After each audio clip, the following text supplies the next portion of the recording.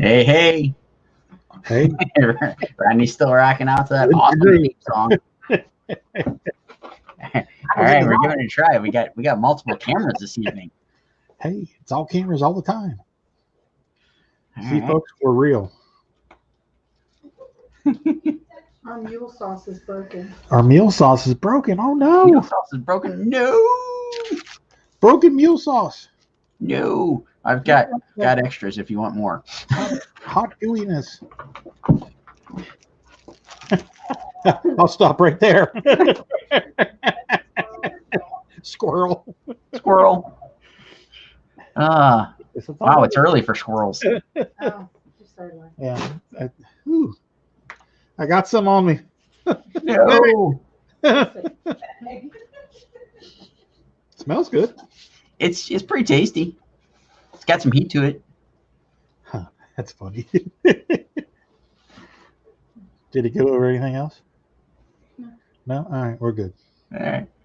The spill has been contained. Hey, folks didn't know they were going to join us to hear about hot sauce. Exactly. Well, hey, it's Friday. We're back. Yes. Friday Nite Draw. How you doing? Doing all right. How about you? You have mail. Yeah. I'm doing good now that I got the hot sauce off of me. Sean O'Connor's in the house. Says, hey, fellas, producers A and B. How are you? Producer A says, hi. Adam's here. Says, hey, everyone. Scott's here. Says, hi, all. I got it. How we doing, everybody? How's it going? Everybody ready for the weekend? I know I am. Yeah, we've been figuring out our plans. We've got two virtual weddings tomorrow to fit in amongst everything else. Oh wow. So we're strategically planning a grocery store trip. You know, get back, go to one wedding, try to fit some stuff in, and get ready for the other wedding, which will mean we turn on the laptop and sit on the couch and watch a wedding. Do you got to wear a tux? I hope not. Or a shirt and a tie at least? Yeah, I'll wear a shirt, tie, and gym shorts. It'd be like a Zoom meeting. There you go. Sounds like a plan. Are you allowed to drink at this wedding? I hope so. I'm going to be at home. I don't think they can do anything to stop me. There you go. I like that attitude. Louis in the house says, good evening, artist. How's your Friday? Doing good, Louis. Thanks for joining us. Yes. Well. Thanks for joining us. It's Friday. It's a party. It's Friday's party, and I actually got to play a little bit of chauffeur this afternoon. So I got a small, tiny, itty bitty taste of your day. Oh, nice. Who did you chauffeur? A friend of ours, he had to go take his car in for work out in Marysville. So I went, picked him up, and drove him back home, and then I drove back home. So nice. Spent like I don't know, like altogether, like maybe an hour driving back and forth, whatnot, an hour and a half, somewhere in there. Oh, okay. It's not my 10 and a half, but you know. No. But just so everybody knows, the roads to Perrysville and back are fine. Good. Perrysburg's still there. Yeah, there you go. Who's drawing what tonight? That's a good question. Good question. So Rodney's going to tackle Captain America. That's right. And I'm going to draw Wonder Woman. Which I think, didn't we do Wonder Woman already? I did Wonder Woman. That's what I thought. Okay. So you guys getting a double dose of Wonder Woman over the course of the last month or whatever. That's right. You get a Forney Wonder Woman this time. So we need suggestions for next Thursday and Friday. So chime in the comments, the chat there, and let us know what we should be doodling next Thursday and Friday. Yeah, we need suggestions. Yeah. The only thing I came up with this right before we went live is that next Saturday is Batman Day. At least I think I got the date right. Yeah, but we did Batman a couple weeks ago. Yeah, yeah. You did Batman and I did the Joker. Yeah. That was our first one. Yeah. Oh yeah. Yeah. There you go. So we need some suggestions. So if anybody's got anything on what they want to see us do next week, throw them in there. Let us know. Then we'll put up a poll this weekend and get everybody's votes. Yes, we will draw away. Ah, I was wrong. Batman Day is the 21st. The 21st. The birthday girl is in the house. Happy birthday, Amanda. Happy birthday. She's Amanda saying video game characters. Video game We need characters. a little more specified. Vernon says, "What's up, guys? How you doing, Vernon?" How's it going, Vernon? So, you want to go over the rules? Yeah. Before. Oh, all right. Never mind. There we go. So there's the rules. Yeah. Let's go through the rules, and then we'll come back and we'll poke fun at Amanda's birthday because she put up the picture. She made it fair game. We can say the number. So the pricing for the pieces, the 6x9 artwork that Rodney and I are going to draw. We're going to do, like I said, Wonder Woman and Captain America tonight. If you want to purchase the artwork, it starts out at $35 for the pencils, which we will get done in our allotted 30 minutes. That's going to be timed. If you're interested in buying Rodney's piece, head on over to the Art of Rodney Fyke on Facebook and shoot him a message. And producer B will get you squared away. If you're interested in buying my piece, head over to Sean Forney Illustration on Facebook, shoot a message, and producer A will get you squared away on that one. Like I mentioned, they're 6x9 inches, $35. If you buy during the live stream tonight, you get free U.S. first class USPS shipping. If you're international or you want to upgrade your shipping to like priority or something of that nature, message us and we can give you pricing on all that good stuff. You got to make the payment before the end of the stream to qualify. So you got like the next hour and a half, give or take, to get that settled up there. You can also add on ink for $55, or you can add ink and color for $75. And that should about cover it. And we'll get to drawing these guys in just a minute here. But again, we'll throw out a shout out to Amanda. Turned the big 4-1 today. She put up a nice photo of her cake there. And Nice. Amanda says Fortnite has Marvel characters now. So we got at least something to pick from there. Video game characters. So like, I don't know, throw stuff out there. Like the first thing that popped in my head was Street Fighter. So I don't know what game characters should we draw? Throw some suggestions out for us. Space Ace. There Dragon. we go. Well, yeah. Hey, you brought that up, and I don't think we covered it last night. Don Bluth is coming back with a new animation studio and doing stuff on Netflix. That's right. Hand-drawn animation. About time. Yeah, I'm so looking forward to that. I love his stuff. Yes, I do too. I just love his style. Like that's got to be like one of the like first animators that I think I keyed into on how they had a specific type of like character design and whatnot that like I was just enamored with. Like, and to me it like always stood out in Sword in the Stone. And like everything after that, like you just said, the Space Ace and the Dragon's Lair and all that stuff, it had a very distinctive look. Yes. Kind of like the difference between Chuck Jones and Robert McKenzie. They're completely different looks, but the same characters. Yeah.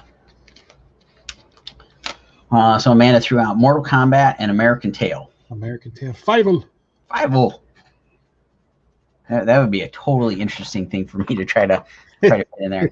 Danny says Sonic and Knuckles. Sonic and Knuckles. There you go. All right, keep throwing them out there. We need stuff for Thursday and for Friday, so throw stuff out. Doesn't all have to be video game characters. That was just the first suggestion we got. So keep on feeding them there, and we'll pick and choose. There we go. Keep sending them in. All right. I'm ready if you're ready. Metal Gear Solid Snake. Oh, nice. Yeah, let me turn this light on here right quick. Shed some light on the situation. Yep. All right, I think I need a little more light. All right. Ooh, there it is. Very skinny. Okay, cool. All right. Are you gonna count us down? Right, and give me a heads up when you're situated. And I am situated. all right. Yep, we're good. All right. 5, 4, 3, 2, 1, go. And we're off. And we're off. And then I was like, what am I drawing again? Yeah, Killer Frost. Killer Frost is still available. Vernon says a cartoon of ourselves. Oh, that could be scary. It's bad enough you guys got to see us on camera tonight. There's already a cartoon of me up there Oh, yeah, that's right. that I drew. Adam said Teenage Mutant Ninja Turtles. Danny says Gears of War. Totally leaning towards Ninja Turtles there. I was going to say, I'd be down for some turtles.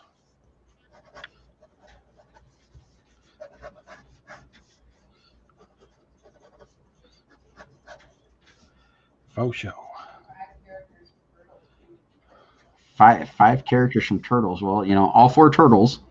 Shredder, Splinter, Krang, Rocksteady, Bebop, Casey Jones. Casey Jones. Ooh, Casey Jones. April.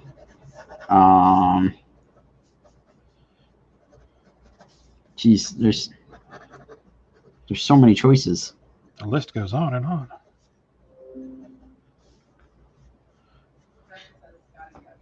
Scotty Young style. I don't know if I can tackle that one. Rodney could definitely do that one. Yeah, I could probably pull off Scotty Young. I've done a bunch of coloring of some Scotty Young style stuff here recently.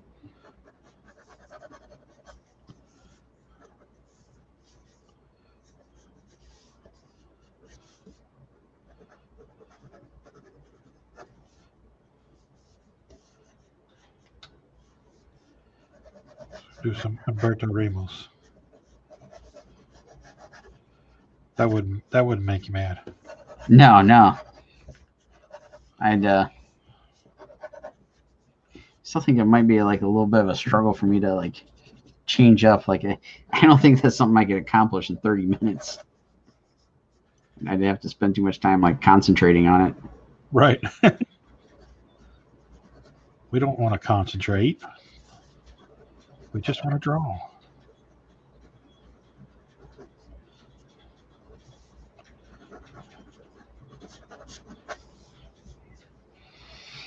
Let's see. And Amanda said April there. So we got some good suggestions going. Keep them coming here.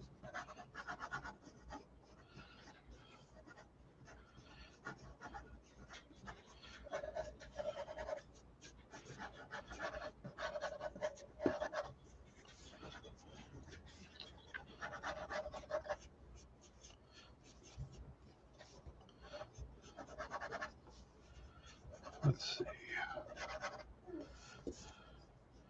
Are we allowed to throw out suggestions? What's that? I said, are we allowed to throw out suggestions? Well, yeah. Yeah. What do you got in mind? Man.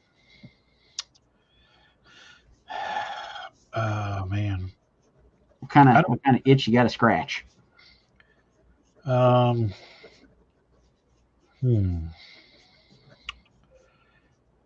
Well, I would love to draw some.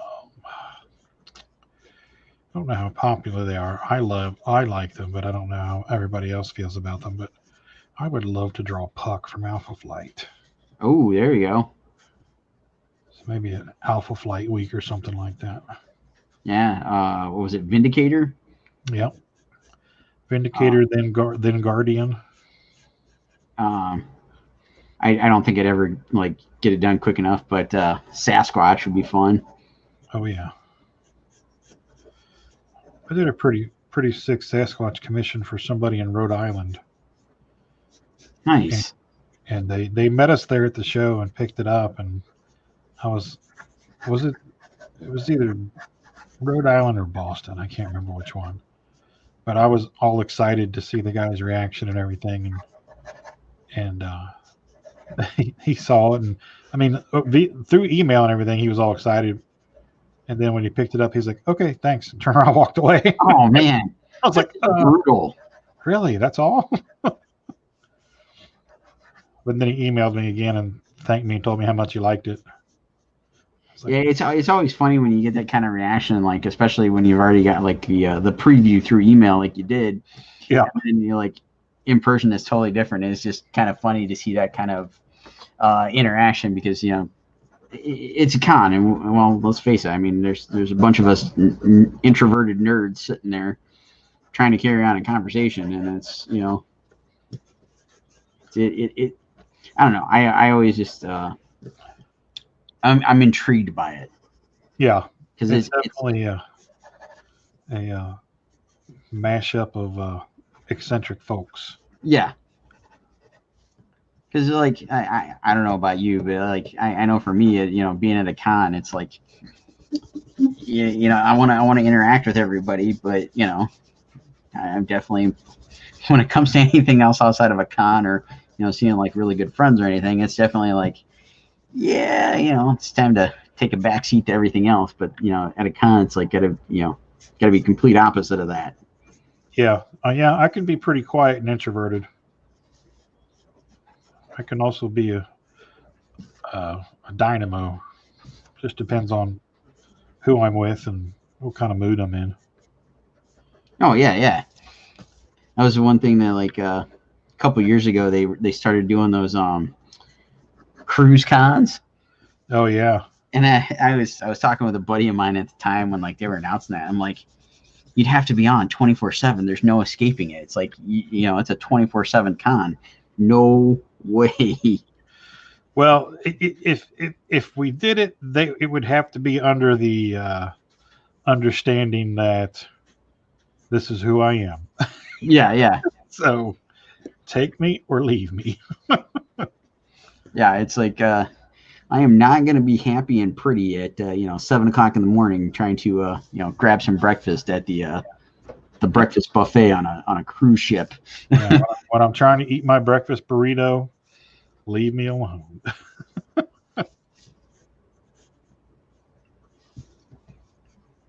It'd be such a like interesting what am I trying to think of, like a social experiment. Dynamic, yeah.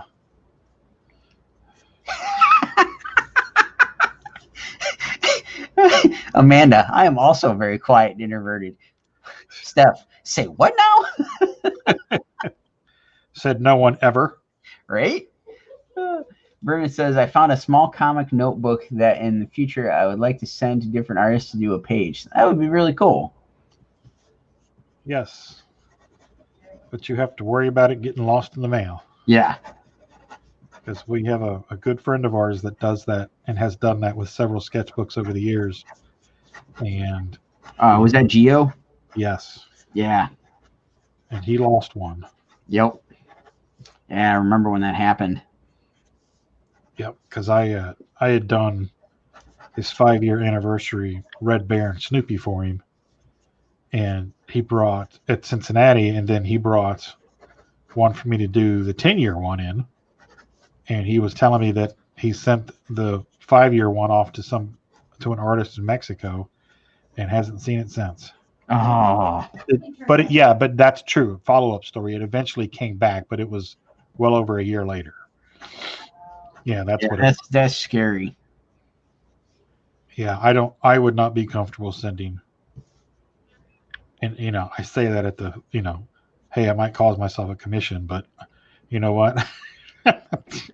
Yeah, it's I personally I'd feel better knowing like what you're getting at there, like that it's going to be safe and it's going to be, in somebody's hands, not just traveling, willy-nilly across the country. Yeah.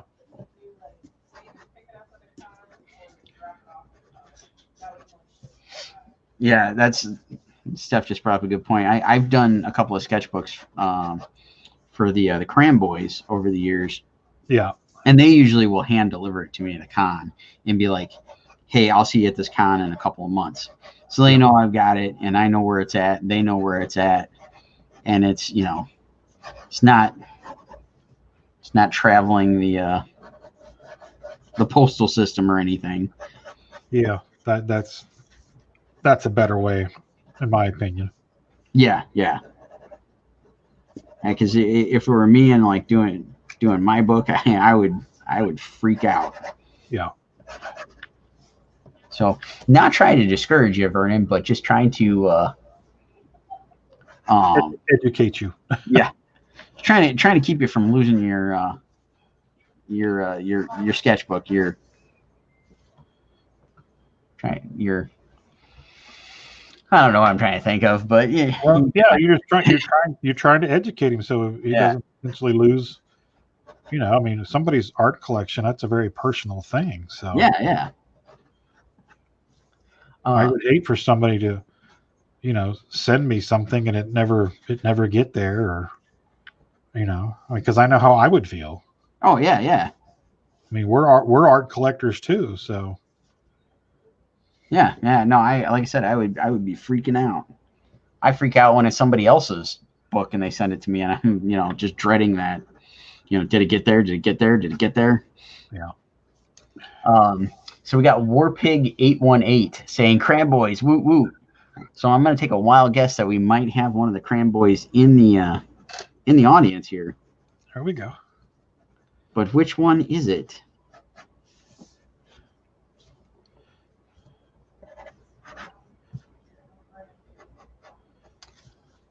And we're at 1820.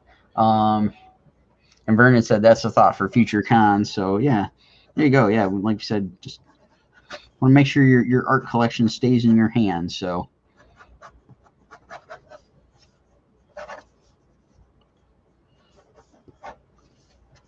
yeah, because that book that Gio had is, oh my God, there's so much gorgeous artwork in that. Oh yeah, it's one of those things you'd never be able to replace.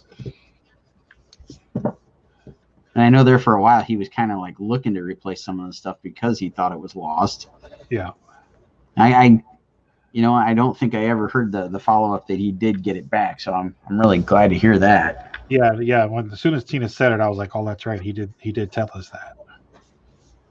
Yeah. So that's definitely good news.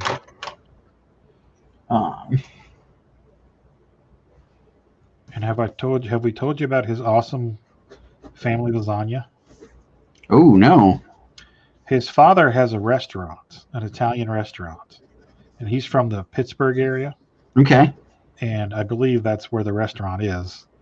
And they stopped by here in Cincinnati to visit us, and we went to dinner with them, him and Darcy, after the Cincinnati Comic Expo. We went and got some pizza.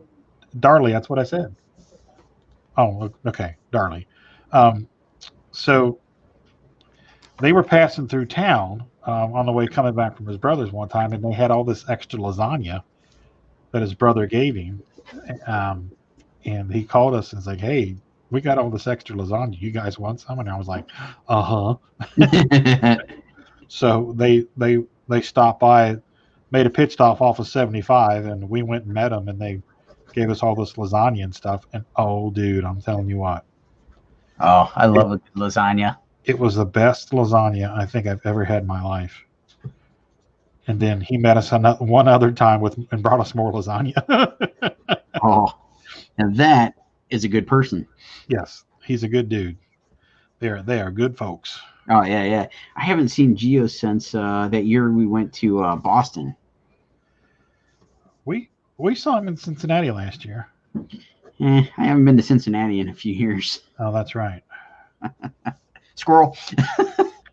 Yeah, I will leave it at that.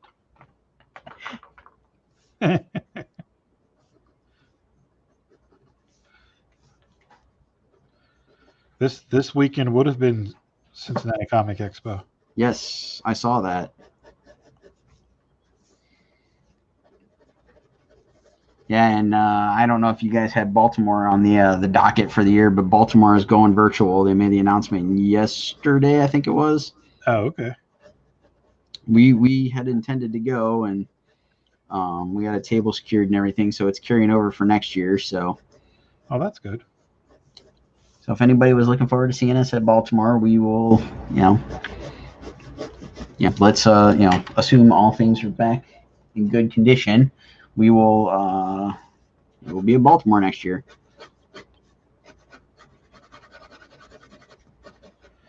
We hadn't planned on going to Baltimore this year.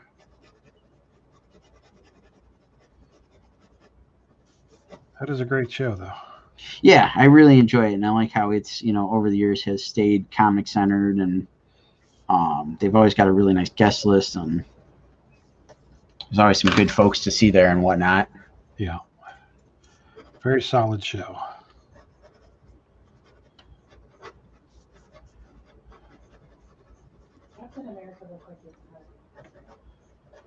We found some amazing places to eat there the last 2 years.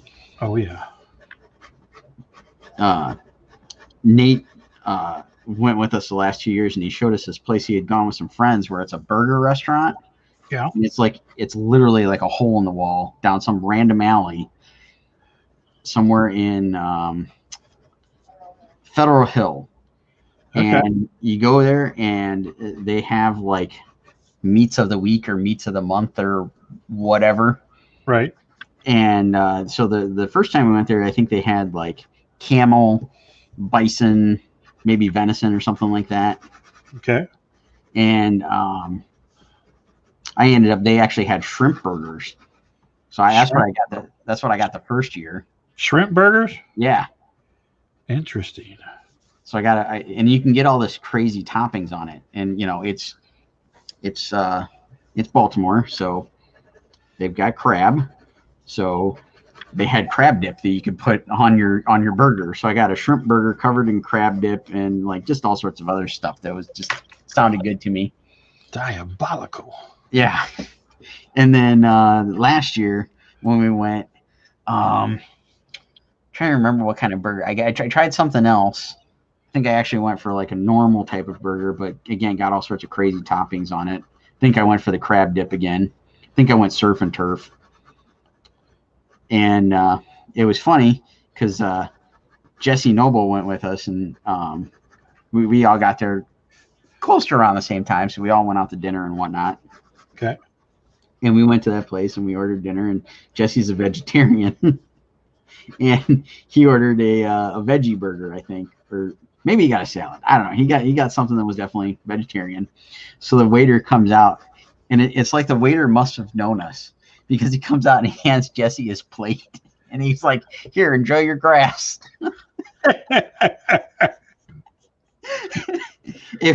The guy just had us just rolling laughing when he did it because it was just like, it's like, dude, it's like he should be part of the crowd now. He should be hanging out with us because he immediately had Jesse's number right off the bat. And we still poke fun of Jesse every time we see him, and we go somewhere to eat and he's ordering a salad. I never knew he was a vegetarian. Yep. Oh, you think you know somebody? I know. And yeah, it hasn't been something forever. And apparently, the way he tells it, it's all out of spite. Like him and his sister made a bet, and he just stuck with it. He went vegetarian for like, however long, and he beat his sister. He won the bet, and he just kept it going. Wow. I don't know if I could do that. Yeah, I love my meat too much. Yeah. And yeah, I know how that sounded. I love me some meat. Abbey Burger Bistro is the name of the place we went to in Baltimore. Abbey Burger Bistro. And it's all done up. And it was right up Jesse's alley. It was all done up with soccer stuff, and it's set up like a pub, and it's got like a upstairs downstairs type setup, and right. It's like a little tiny hole in the wall, but it's so good. Huh. You lost me at soccer. Yeah. Oh yeah, they got tater tots, and you can get those covered in crab dip. Oh, there you go. Okay, you got me back. Because I think I did get that. I think I got like a burger and tater tots, and it was all covered in crab dip.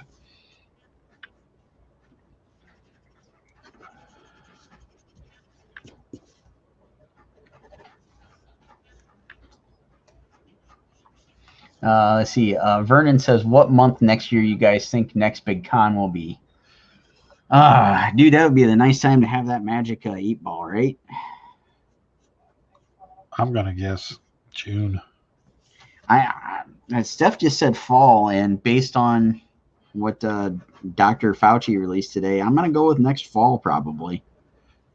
What did he release? He just put out his like guidelines or whatever, his statement on when he thinks we'll be kind of like back to normal. Yeah. In his opinion, next it would be like next fall into next winter before things were back to normal. Wow. End of 2021. So all of the mom and pop businesses will be completely gone? I hope not. Squirrel. I hope yeah, squirrel. Yeah. We won't dive down that rabbit hole, but yeah, Vernon, you brought up a very good point. I just, like I said, wish I had that magic 8-ball that gave us some kind of inclination. Yeah. We're all wondering the same thing ourselves. You know what? No, I have not mentioned why we were doing this. Real quick, I'm going to say Amanda says, yeah, no, need meat. Sounds like I have an online Comic Cons to get working on. That is more than likely going to be the case. But no, I will, I guess, reiterate our thing. I know I mentioned it a few times this morning when I was doing the live stream, but Rodney and I chose to do some patriotic characters in honor of 9/11, and you know, these are the characters everybody picked in the poll in our Facebook group there, and you know, sure, it's not the greatest idea on the planet with trying to pay some respect or whatnot to everything that happened, but this is the best we came up with, I guess. Right. I mean, it's we're artists, so what we do is draw and express ourselves through our art. So, you know, our way of showing our patriotism is to draw patriotic characters. Exactly. Well said. Well said. Tina says, and sell them. And the producers are, you know, they're there to make sure that we sell these. So yes, they are available. Blaming us. Don't be blaming us.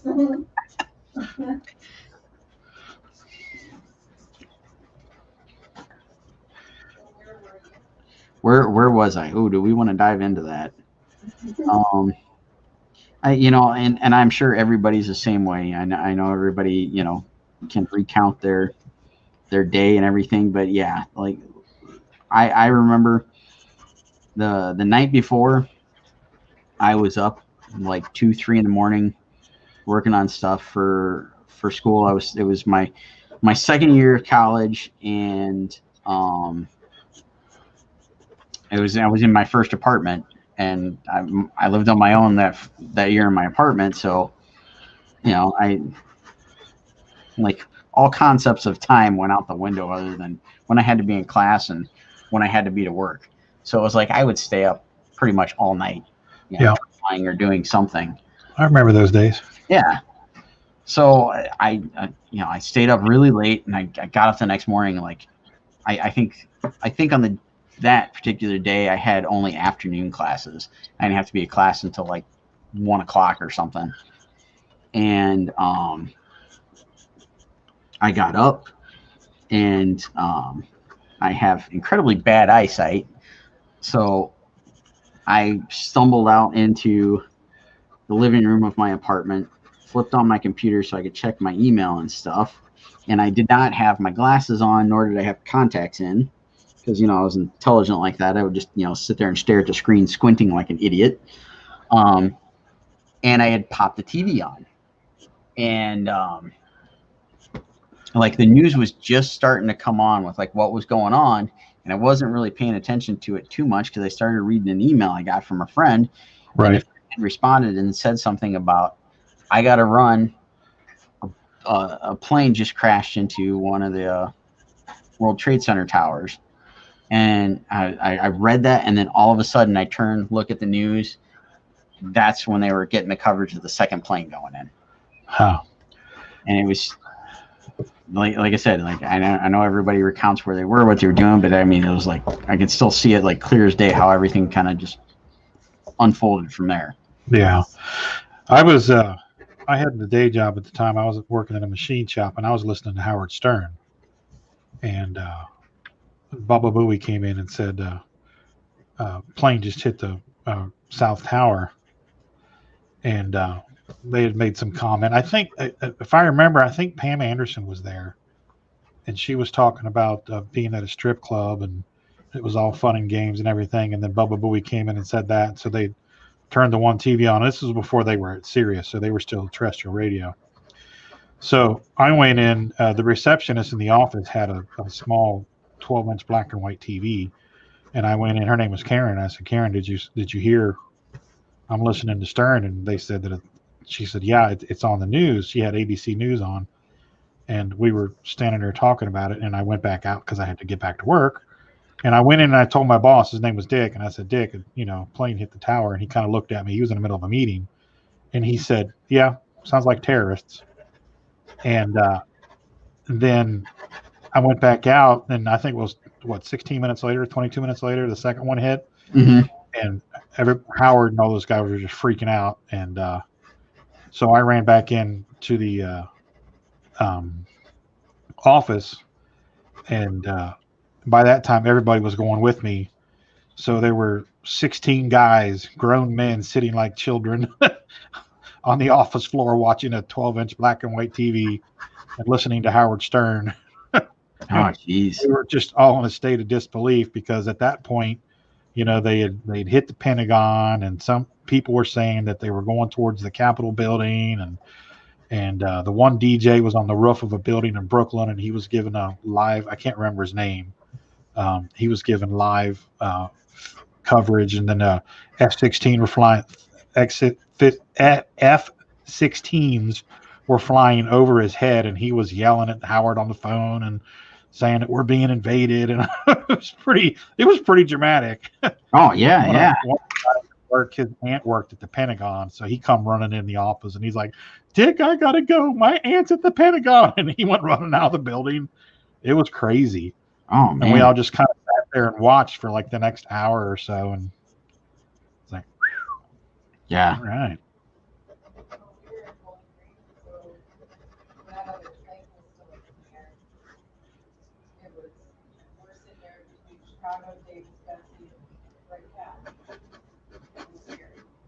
Yeah, Steph just brought up a good point there. It was when that one plane was still up in the air, the one I think the one that came down in Pennsylvania. Yeah, Flight 93. Yeah, when that was still up in the air and it was kind of unknown where it was going, what was happening.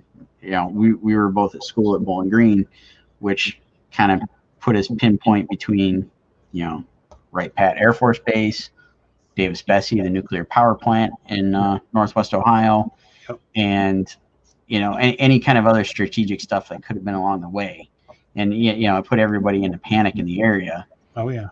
And it was just it was just so surreal. Yeah. And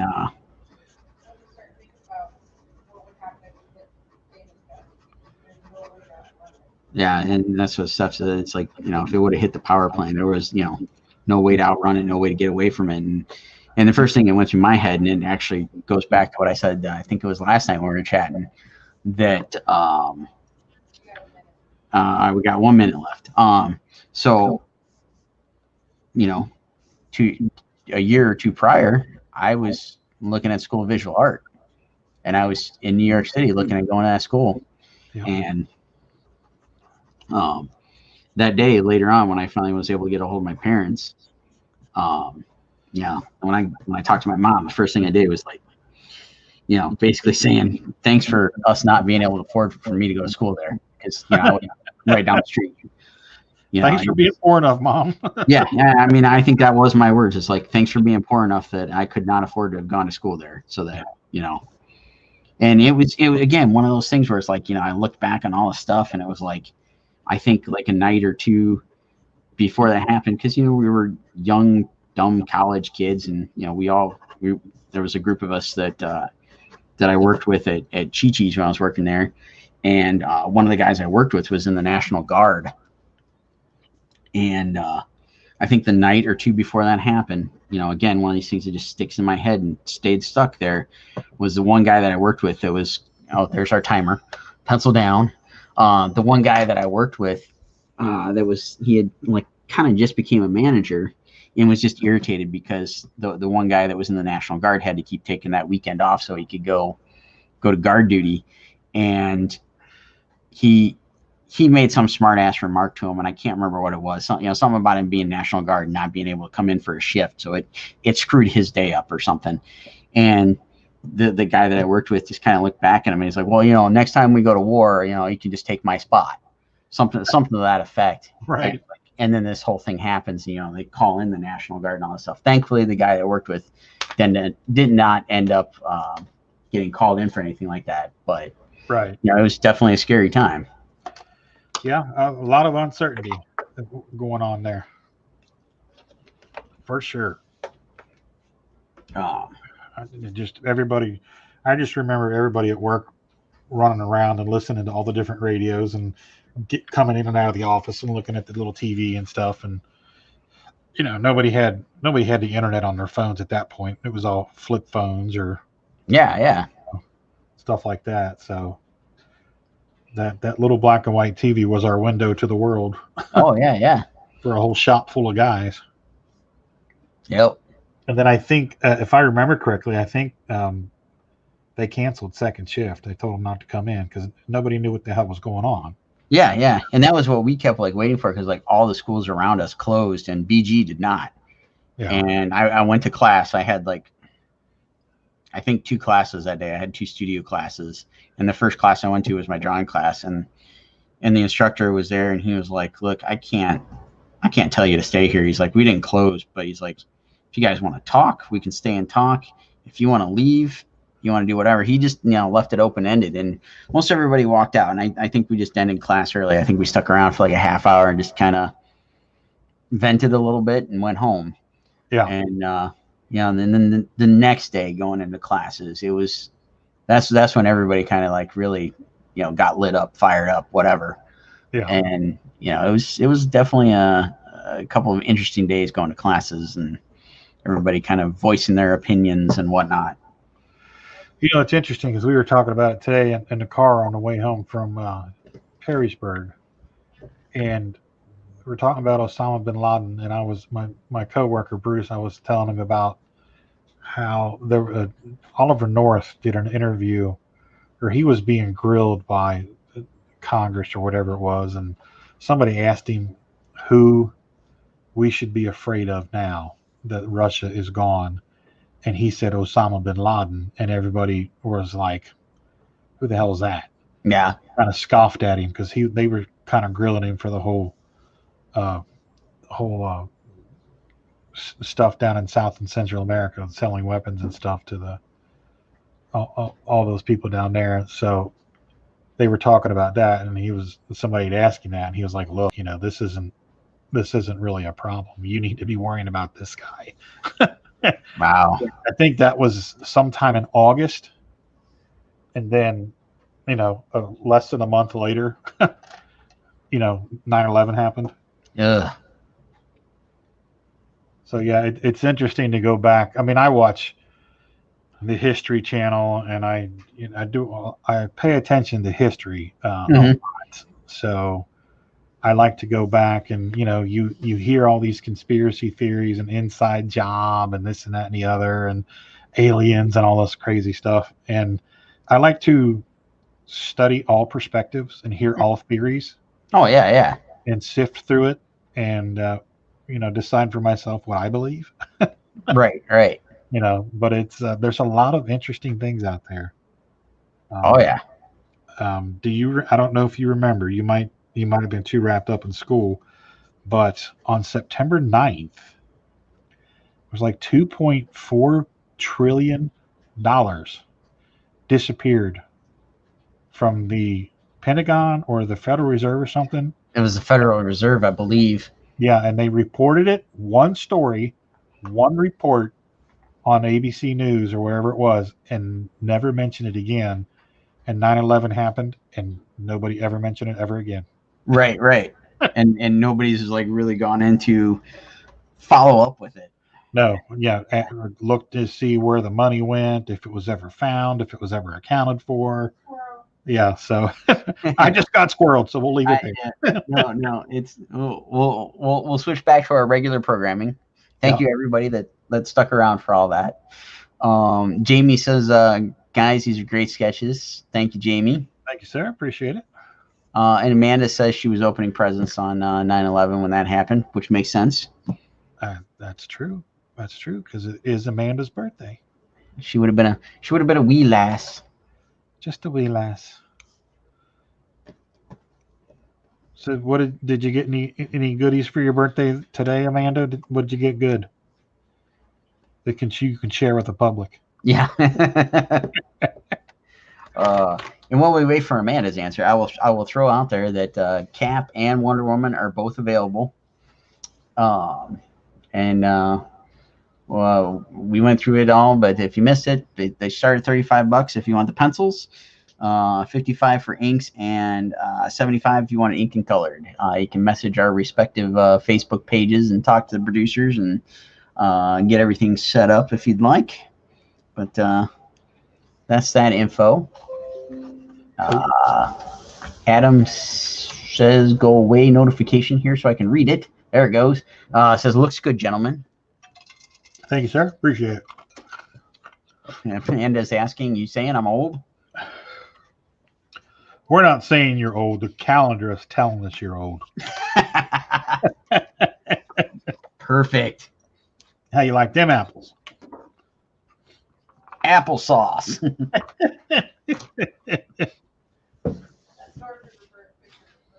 Yeah. So she said, I got a grumpy cat as Darth Vader, a birthday cake, a pumpkin cake, lemons, Sour Patch Kids, Diet Cokes, and a new killer for Dead by Daylight, which I am playing tonight. There you go.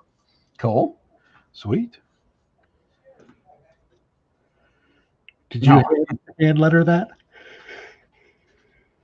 No, that's oh, you say the hand letter? I'm sorry. Yeah. No, I totally did that digitally and printed that out. Okay.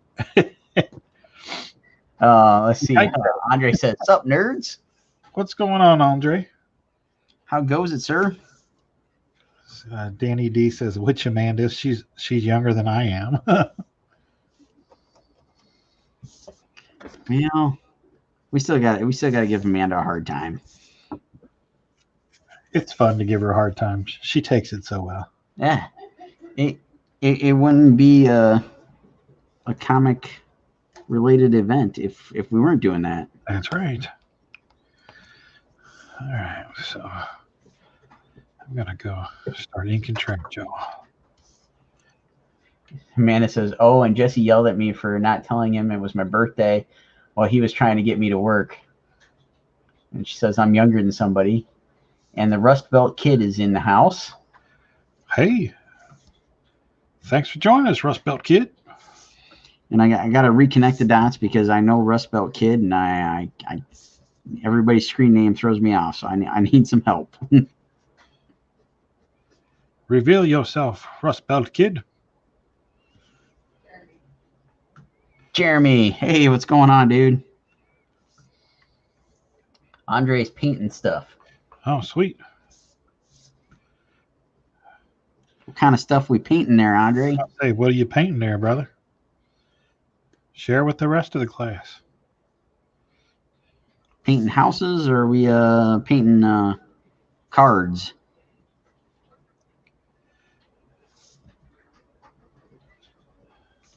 And I know we briefly mentioned it last night, but Marvel Masterpiece 20 came out yesterday, and Andre did a number of cards in the set.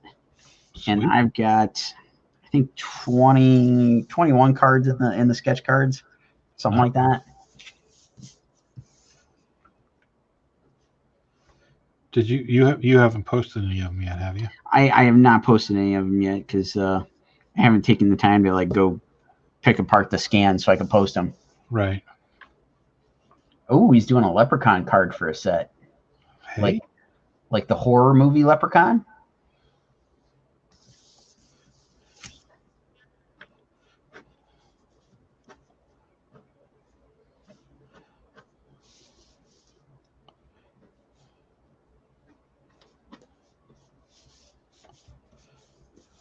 Yeah, I don't know why, but that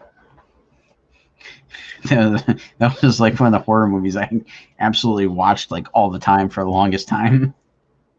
Isn't Jennifer Aniston in that? Yeah, that was like, I don't know if it was her first role, but one of her first, something like that. That was before her nose job. Yeah, I want to say yes, but like part of me is like, if she had a nose job, it wasn't as noticeable as everybody makes it out to be.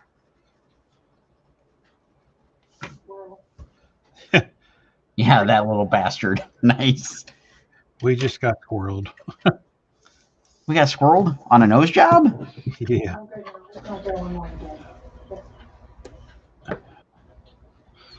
Remember, we got in trouble last time we did these. Oh, that's true. Okay. All right. So you bleh, bleh. Are you're inking that, right? Eventually I will be. Okay. Because I know you said you're not coloring it. Right. That idea was shot down. Unless it's supposed to be colored. I can't remember. Because she said you don't have time to color it. No, it's just supposed to be inked. Okay. Yeah, because you said you would like to find time to go and color it, and producer A said you don't have the time. Producer A shot that down like a lead balloon.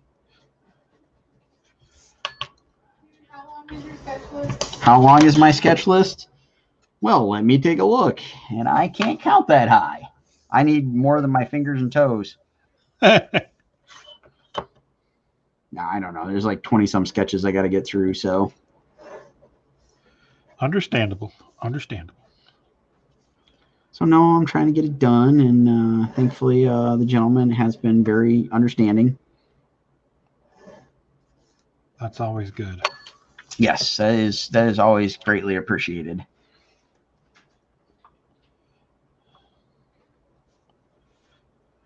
Oh, I totally misread Amanda's comment. I'm not even going to read that one live. I'll just let everybody in the comments read it. Yeah, I had to read it in like really slowly and carefully. So.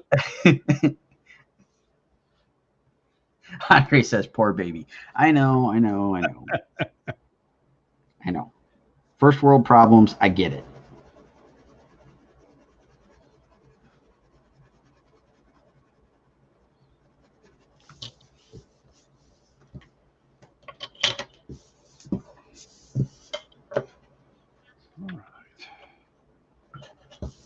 All right. So now I got to decipher my gobbledygook of what I scribbled out here. Speaking of gobbledygook, where's my phone? Oh, there it is. Let's see.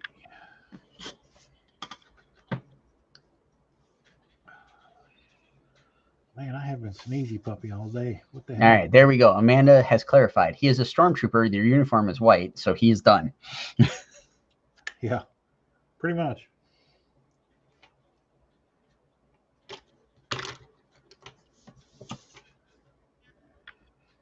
So what was this silliness you were telling me earlier about Fast and Furious in space?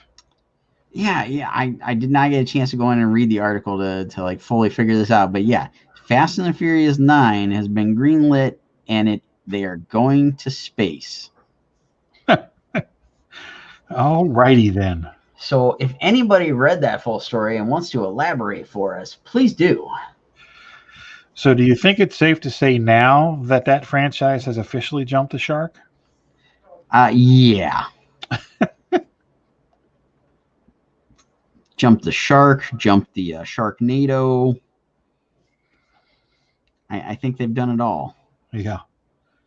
At the very least. You got Charlize to come on. Charlize and Vin Diesel. Charlize and Vin Diesel to come back. Oh, cool. Or yeah, Charlize wasn't there before, so yeah. Oh, nice. Well, she'd be a nice addition to the movies. I've the only one of those movies I have watched is Hobbs and Shaw. The only one I've seen is the first one. I don't know. It's not my bag. It's not my cup of tea. Whatever. Yeah, So I just never been interested in watching it. Yeah. Especially not since that one really good looking. Yeah. Producer B said, especially since that one really good looking guy died. Oh, jeez. Paul Walker. Yeah. Like I don't know. The reason I saw Hobbs and Shaw because it was a Rock and Jason Statham, and I was like, okay, that I can get into, and the previews looked funny, and it turned out to be a pretty good flick. I was gonna say, how was it? Was it good? I really liked it. They've got some good chemistry. And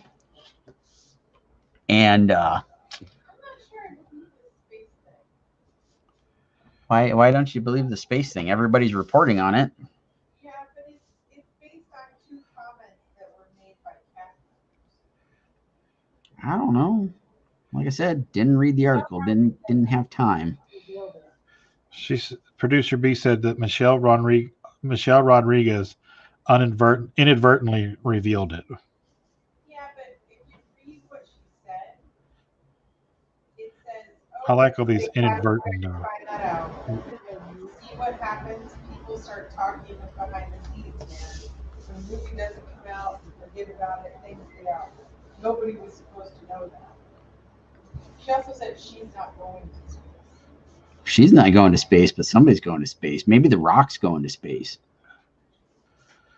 Speaking of The Rock and good chemistry, have you watched any of his videos on Instagram with he's trying to convince his daughter that he's the guy from what's the Momoa or Jason Momoa? No, The Rock. No. Who's the character that he played in that Pixar movie? Oh, okay, I got you. Moana. Moana, yeah. Yeah, Maui. Yeah, he's trying to convince her that he's Maui, and she is so adorable. And they've got the movie on, and he's singing along. I guess he does a song in the movie, and she's just like, she looks at him like, "Shut up, Dad! I'm trying to hear Maui sing." He's trying to convince her that it's him, and she just looks at him, keeps shaking her head. No, shut up, so I can hear him sing. That's awesome. No, I haven't seen that I'm yet. Maui. Yeah, she's not having it at all. It's hilarious. All right, Andre says, "What you talking about? Charlize was in the previous one, and she's in 8. Movie is done. Was supposed to be released in July." Okay, well, I don't know. I like to say I've only seen Hobbs and Shaw. The first one. I only saw Hobbs and Shaw because it was, it looked good, and it did end up being good. I've rewatched it several times on HBO because The Rock is just funny, and there's some really great cameos that I did not expect in it. You know what was really good that him and Kevin Hart, what was it called? Where they met up at the class reunion. Yeah. Oh shoot, what is that? Central Intelligence. I think so. Yeah. Yeah, that was funny. Yes. Yeah. That one, and I love both of the Jumanji movies he's been in. Oh, I haven't seen either one of those. Oh, they're good. It's Rock, Kevin Hart, and Karen Gillan, Yeah. however you say it. And Jack Black, right? Yeah. And in the second one is even better because they take on multiple parts throughout the movie, and it's just hilarious. Huh. Yeah, I'll have to check those out. The first one is on like TNT or something. They've been replaying it a bunch. Shoot. I think the second one you can get on I think it's still available for rent on Amazon. Okay.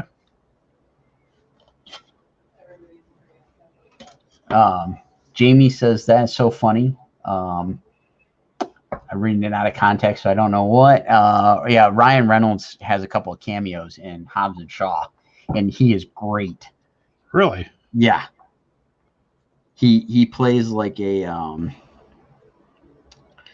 I can't remember if he's CIA or if he's FBI or whatever, but he's one of those agencies, and he's the one that is like the Rock's contact and gets him set up on the mission or whatnot. And there's actually some really cool after credit parts that he's in. Yeah. That I don't think that we saw in the theater, but when it was just playing on TV here at home, and I just kept the TV going, he's got like a couple of like stingers at the end of the movie that are great. Huh. Yeah, he cracks me up. He's just he's just a funny dude. And if anybody hasn't seen it, like you were saying, the Rock's Instagram videos, Ryan Reynolds did one yesterday or day before. He got Rick Moranis to come out of retirement. That's right. And they did a commercial for his new mobile phone, which Andre should be able to get because it's Canadian. Hey, there you go, Andre. I don't really know if the phone company is Canadian, but I just figured I'd throw that out there. Well, they're both Canadian. Yep. Andre says Jack Black steals the show in Jumanji, and he does. He's great. In the second one though, when The Rock and was it The Rock and Kevin Hart are the ones bouncing back, and they're doing Danny DeVito and Danny Glover's characters. They're hilarious. Oh, really? Yeah, those two are great together. Oh, yeah.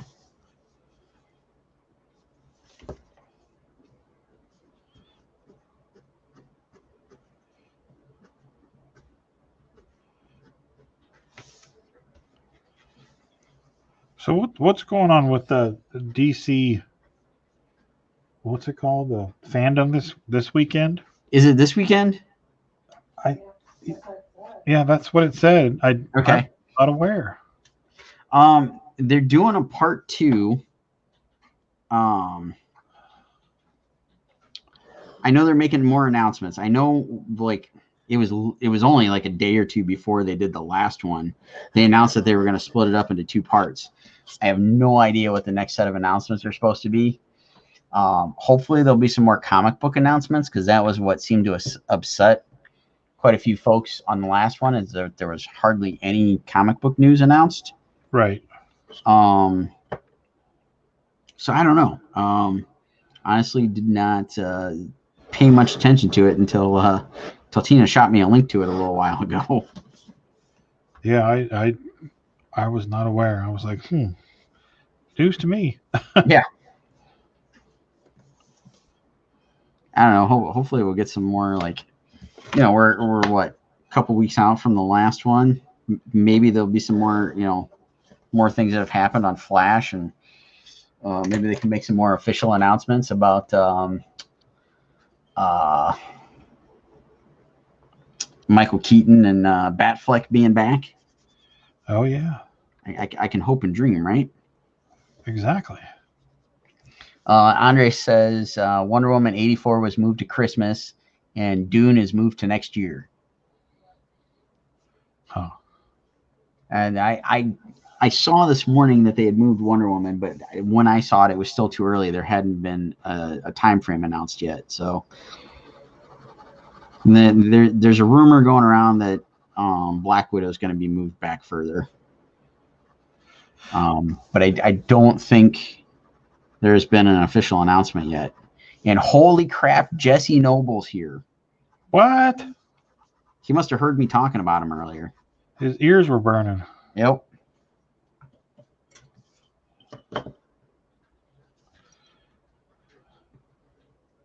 Now we'll see if he can figure out what we were talking about. He's rolling his eyes at DC. hey, all I want to see is Michael Keaton and Batfleck, and it'll be like the Bat Bros or something. There you go. They'll just like team up and beat the crap out of somebody. Arnold. Yeah, he'll be back as Mr. Freeze. Thanks, Oh my god, that actually could make a really cool like Elseworlds Infinite Crisis something or other right movie.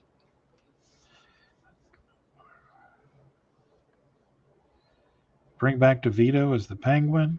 Oh yeah, It could work. Have let's see. I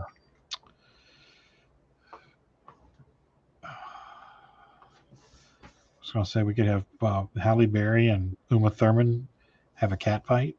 Oh, there you go. Something tells me Halle Berry would not show back up for that one. Yeah. Although I did see something yesterday on Facebook that it was just a little blurb that said the only reason she took the Catwoman role was because something else fell through. But I can't remember. It was one of those ones that I saw while I was I had a brief moment to scroll through Facebook at work, and I was like, oh, okay, I'll come back to that later. And of course, once you leave something, you can't find it again on Facebook. Oh yeah. So it was gone forever. And Jesse said, "Did you?" I'm assuming that's about talking about him. And yeah, I brought up our story of Baltimore last year because you were talking about virtual Baltimore this year. I was talking about our trip to the burger place and how the waiter came up and said, "Here, enjoy your grass." And he gave us a good chuckle earlier. I never knew you were a vegetarian, Jesse. And he said Clooney shows up in cutscene for. I'm just gonna go ahead and call it Bat Bros. It's just gonna be the new movie. It's gonna be all iterations of Batman. Now that would be cool. We'll just get like a digital Adam West, or do the animated version of Adam West from Family Guy. You can have Kevin Conroy narrate it. Yes, dude. When I went on my drive today to play chauffeur, I totally had the GPS going with Kevin Conroy's Batman. Nice. I had Waze running. So, this segment brought to you by Waze.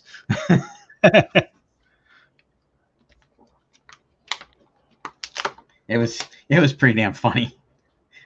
The buddy that I picked up, he was like, I got the notification for that. He's like, so which Batman is this? I was like, the 90s, cartoon Batman.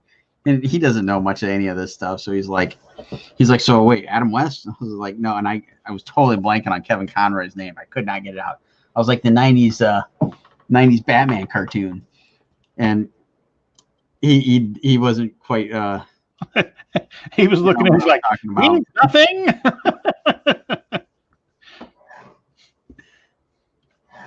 Well, we enjoyed it because it's just damn funny because it's just like Batman, and it's like he's like, oh, car alongside the road. This reminds me of Gotham. I'm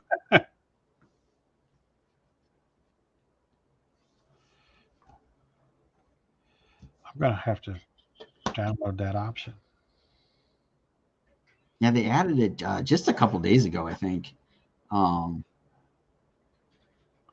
It's full on 90s animated series Kevin Conroy.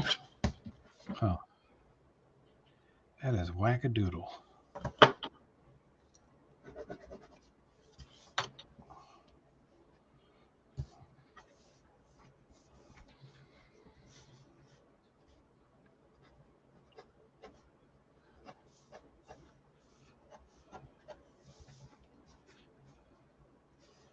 I like this little hook on the top of Trapjaw's head.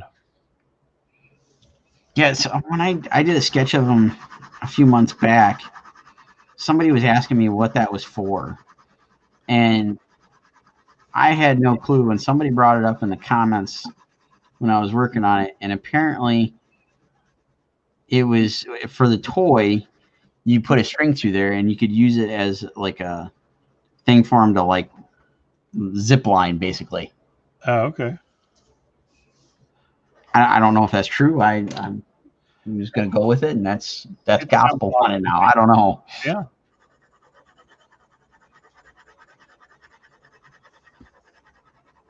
Amanda's taking off. Fine. She's got to go game. You act like it's your birthday or something. Well, have a happy birthday. Enjoy the game. Yes, definitely. Happy birthday. Jesse's probably coming up with ways to put you to work now.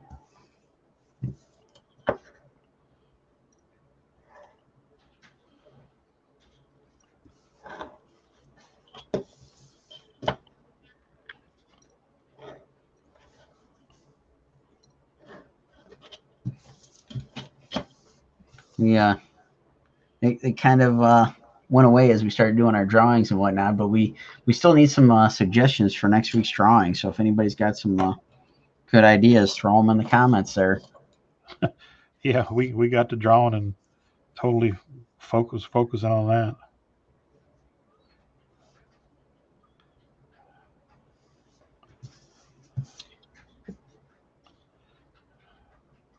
that. So I was scouring the Facebook and the rest of the interwebs to find some fun stuff to talk about tonight, and probably the coolest bit of news that I found was Chris Hemsworth is sticking around after Thor: Love and Thunder. That makes me happy. Yeah. He's just fun. And Steph is saying Marvel gets Luke Cage and Iron Fist back in a month, so they can do a new series, maybe put them into existing series. Maybe they can make their MCU debut. Recast Iron Fist. I mean, yeah, I didn't mind him too much, except for when it came to the fighting. It was just like, yeah, I don't know. It just suffered some poor writing, in my opinion. Yeah.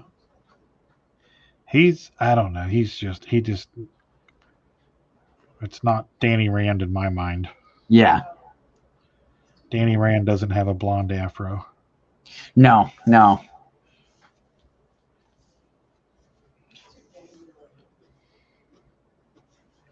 I wanna see him maybe do some reworking on that. They don't need to do much of anything to Luke Cage. Just bring back. Yeah, he's perfect the way he is. Shoot, I'm forgetting his name. It's Michael. Oh, I can't remember it. But yeah, he was perfect in the role. I loved both seasons were really good. I will admit that once they killed off Mahershala Ali's character, Cottonmouth. Yeah, when they killed him off, the story went a little bit south. But yeah, I mean, everything up to that point was just spectacular. Michael Coulter. Michael Coulter. There we go. Yeah, he had that series on CBS. Yeah, we watched a few episodes of it. It kind of hit an odd time for us. We never got to keep up with it. I would not mind going back in and starting that over.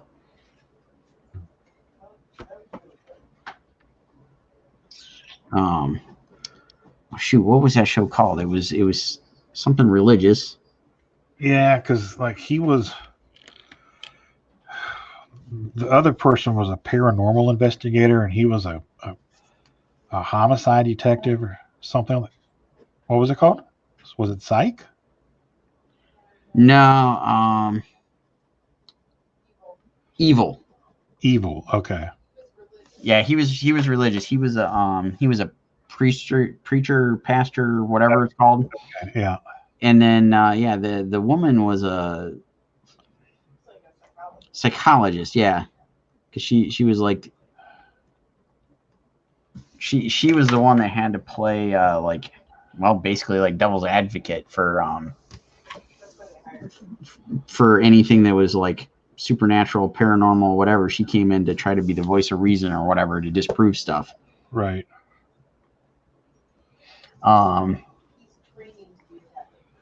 He's training to be a Catholic priest. All right, so Danny says do Luke Cage and Misty Knight. Jamie says Cloak and Dagger. Andre says Muppets. Muppets.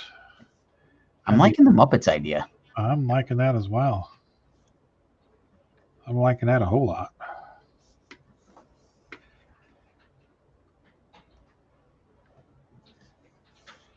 Keep them coming, folks, because we got 2 nights next week we need to plan for. That's right. Muppets is a real strong contender. There you go.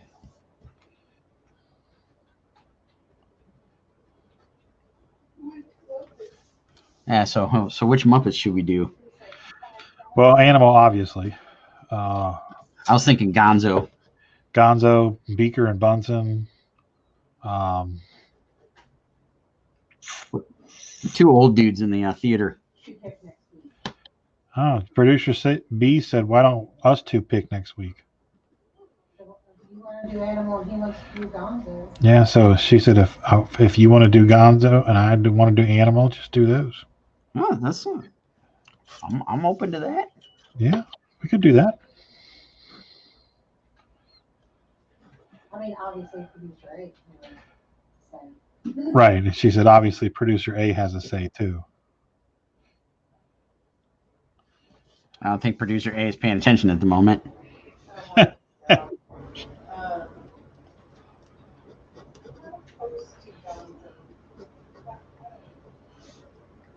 She's thinking on it. She's chewing on it. She's okay with us picking. She's just not sure about Gonzo. Swedish meatball guy. Oh, The chef. Chef, yeah.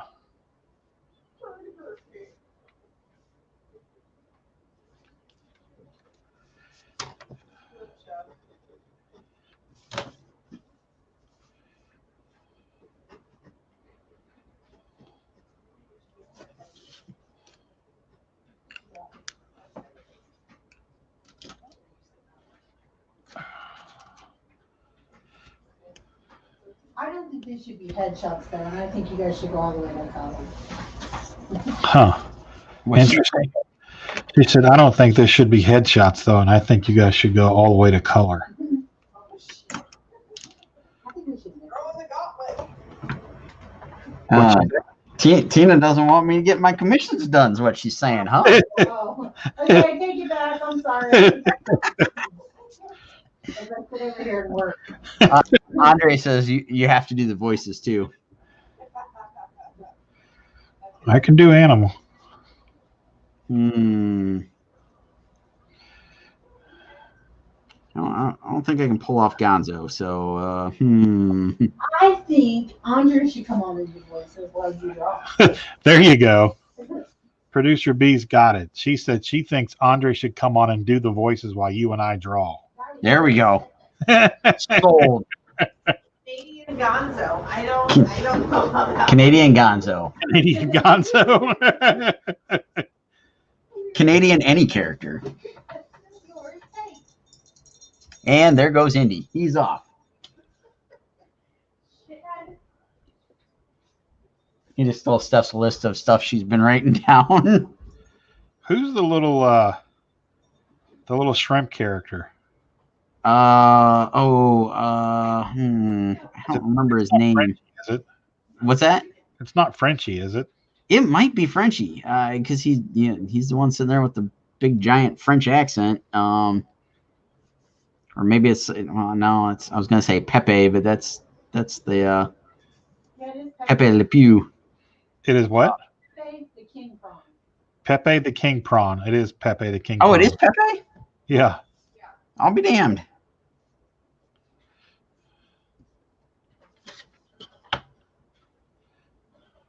I saw I was getting confused with Pepe Le Pew.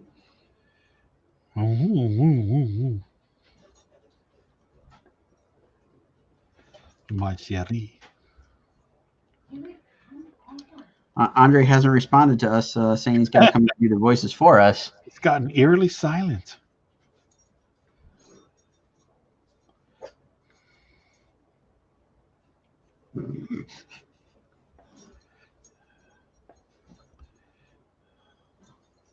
Producer D is in here, just scratching away on the floor. Oh no. He's trying to get to the body that's buried under there. No, he's trying to scratch his ears, so he's like rolling over on his back and just digging his head into the carpet. Oh, nice. It's like a bear on a tree. Sherman's got me to do that for him. He's got me trained pretty well. Nice. He's lucky he's cute.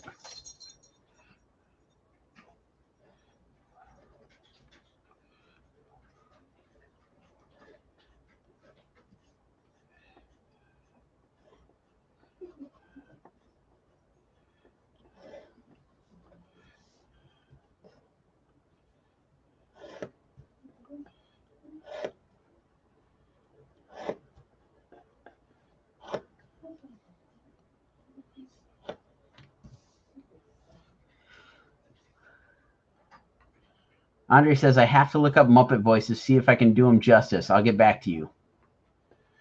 You know, I wouldn't be opposed to that. I mean, I love doing voices. We could have a voice off.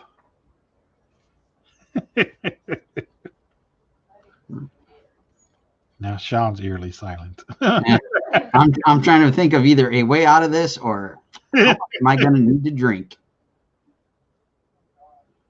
And it's got an oh God from producer A. Come on. Is it National some sort of alcohol day next week?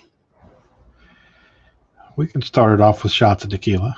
There you go. Jesse says we should do mashups. What kind of mashups? Mashups don't sell unless they're customized specifically. This is true.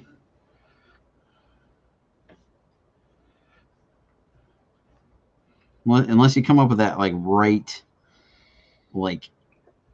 that magic mix, you know.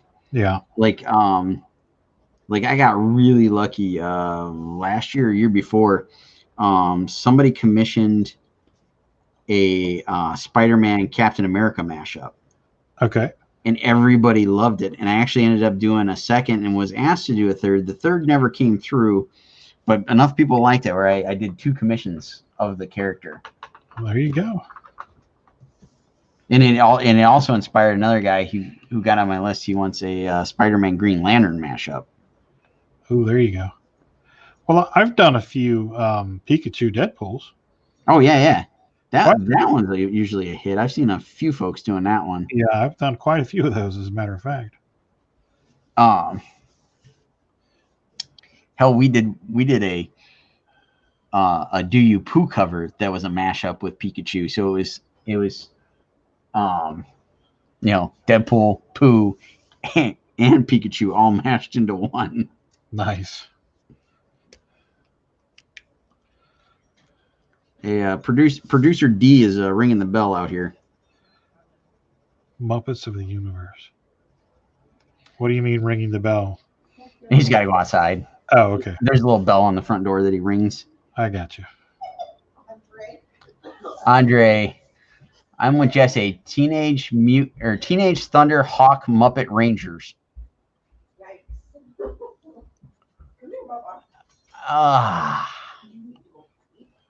All right, we're back to Muppets of the Universe. We spent a lot of time on Muppets of the Universe on my stream on like Wednesday or Thursday. What's that? I don't remember how we got on this. What? Muppets of the Universe. I think somebody either misspelled something or I read something wrong. I don't know. I can't remember how we got there, but all of a sudden it turned into a Kickstarter book. It was going to be Muppet Masters of the Universe mashups, and like somebody was even coming up with like the entire pitch for it and everything. Huh. Jesse says, I think you let Jess pick. I'm Be dangerous. not drawing those salads. Even with the cape. No capes. Oh my gosh. Cold or big bugs? Spider. Oh, big spiders. Spider. Producer A and D had a run-in with a big spider. Ooh, that's never a good thing. It's in the light. It's in the light. Great.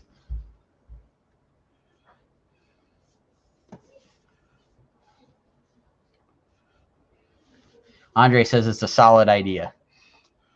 Which one? I'm guessing he's going with Teenage Thunderhawk Muppet Rangers. All right, so that's what you're drawing next week. What are we drawing?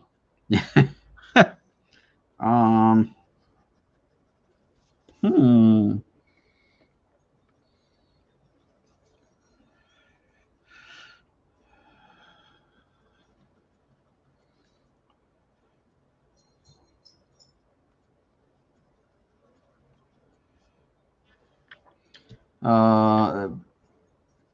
Producer A, I think producer D is taking more lists.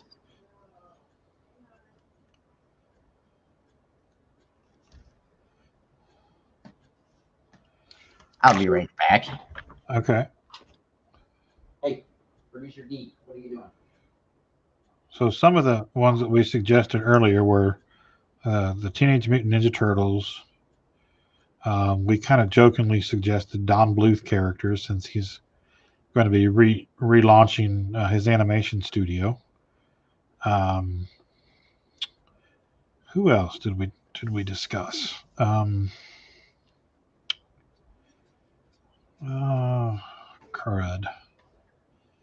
Right there. Get him, Dad. Don't let him get away with that. Hi. Nope. You're going to stay right here. You're going to stay right here until producer A comes back. Yeah. You're going to like it. Jesse says Kermit as Snake Plissken. See, I veto that because we're never going to be able to sell them. Yeah, that's what I said. We gotta be able to sell these things. There's no point in us doing it if we can't sell them. I would have to agree with producer B. There's no point in doing them if we can't sell them.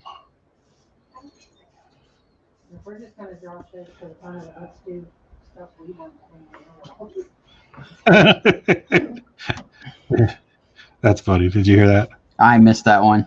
She said, if we're going to just be drawing stuff for fun, let's draw stuff that we want to hang on our walls. All right. Harry Potter it is. Harry Potter.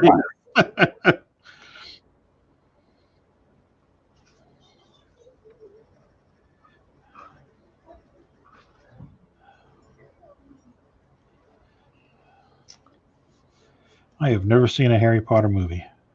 Really? Nope. Oh, we should fix that. I don't know. I don't know if it would bore me to death.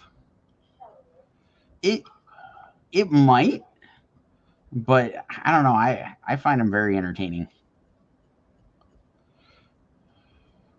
I rewatch them all the time. Like Well, anytime they're on TV on a marathon, yeah. it's just like Star Wars or Indiana Jones. Boom, they go on TV. Huh.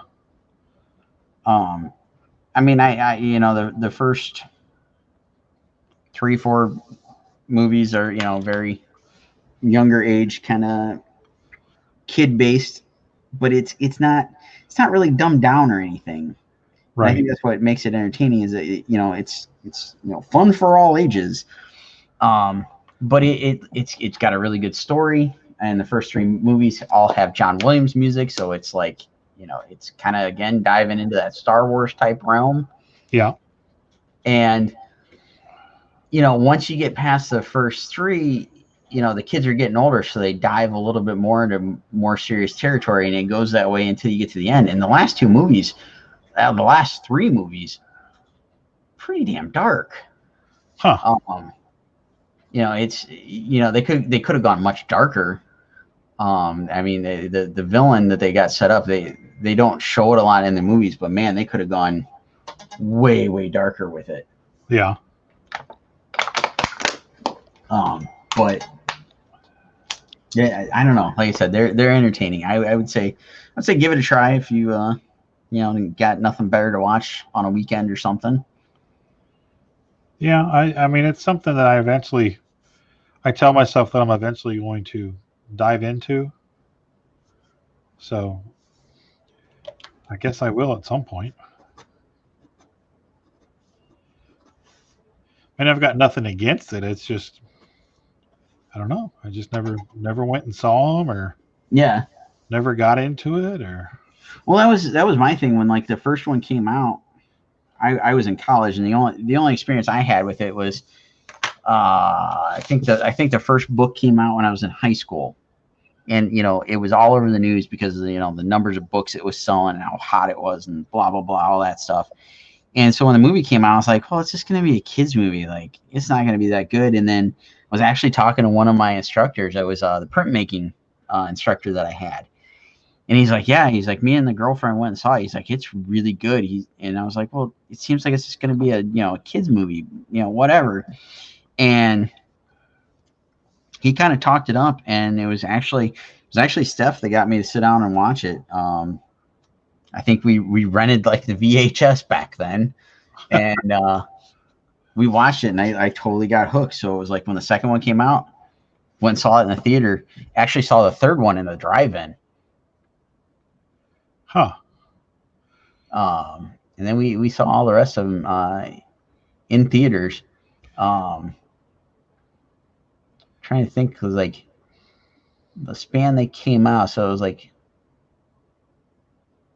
we must have seen the fourth one probably when we lived in Indiana.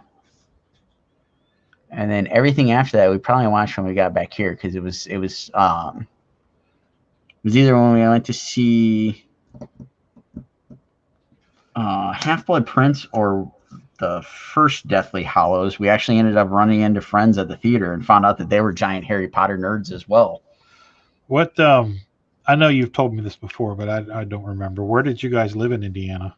New Albany, just outside of Louisville. Yeah. Okay. Right across the river. Yep. Yeah. Okay. I go there a lot for work. There's an auction yard there. Nice. We go drop cars off right over there. Nice.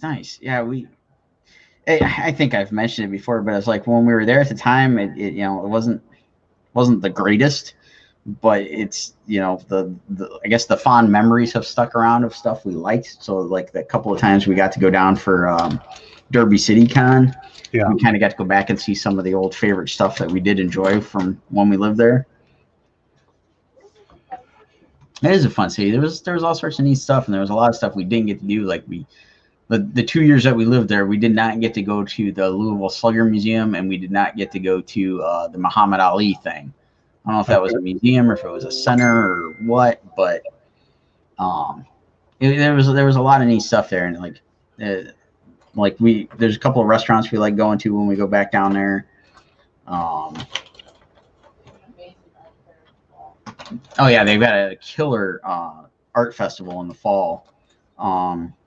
St. James, yeah, and it's set up in this old part of Louisville, and it's these just big giant houses and like the cobblestone and brick road type setup, and it's just really neat stuff. Huh, that's cool. Andre says, what did you think of Twilight? Never seen it. I mean, I think I saw the first movie. It was okay. Wasn't, American Werewolf in London or Right. anything like that, but it was, I don't know. Yeah, no, I like when I kept seeing all the stuff coming out from the books about sparkly vampires and stuff, it just put me off, put a bad taste in my mouth, and so haven't watched it. You know what's funny for me is I read that book only because I was reading all of the Anne Rice stuff. Okay. And the Charlize, what's her name, did True Blood. So I can't remember her name, Charlize Johnson or something like that. Yeah. Charlene Johnson. So I saw this book and I was like, oh, it's a book about vampires. Okay, so I'll buy it. There's 4 of them. Okay, so I will admit I actually read all 4 of those books. Nice.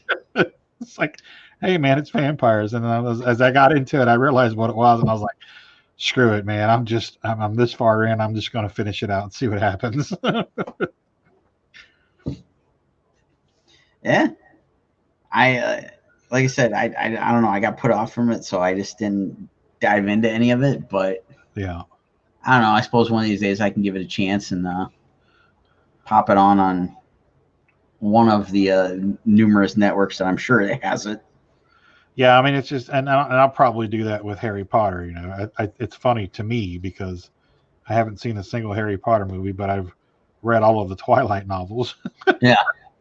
But yeah, I don't know. I just think it's funny.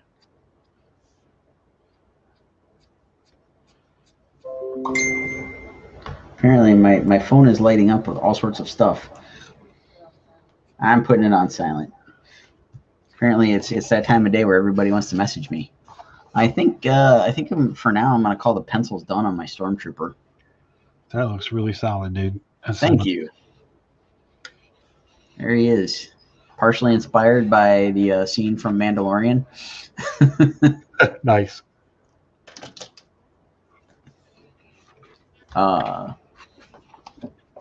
Set that aside. I might work on my. Oh, I got the Crosswick monster for the cryptid book. Oh, nice.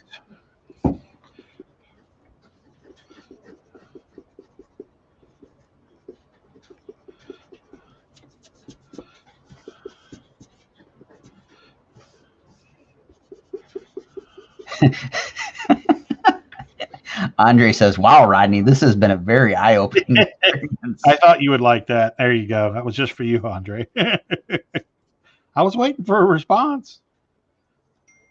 Well, you brought up the True Blood stuff. I've seen like 1 or 2 episodes that I caught like bits and pieces of, like I think in hotels at cons, you know. Yeah.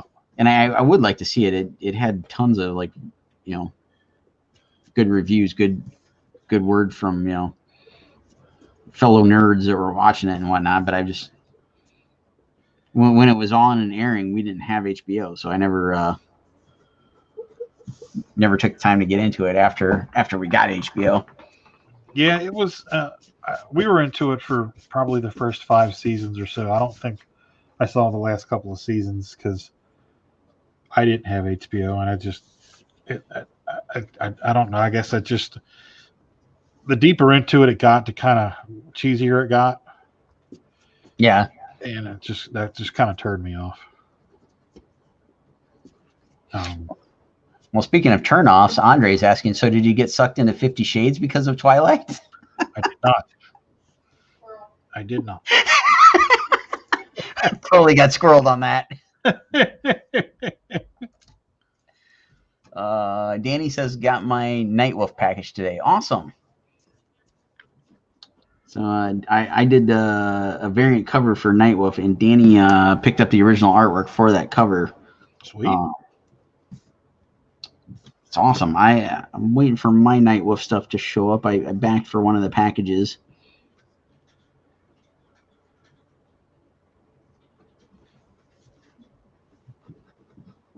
I think I'm done with the inks on Trapjaw. Nice.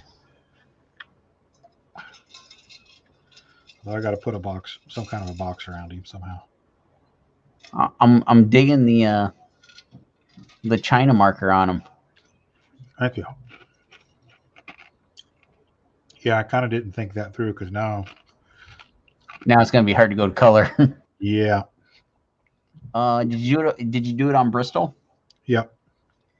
It might take some watercolor. It's probably going to wrinkle like crazy on you. There's at least watercolor you could go over the China marker, and the marker will just make it make the watercolor like recede or whatever. Yeah. I don't know. Maybe he just stay a black and white piece. Yeah. Why not? I like it. Call it done. Maybe put a little shading over here on this side of his face.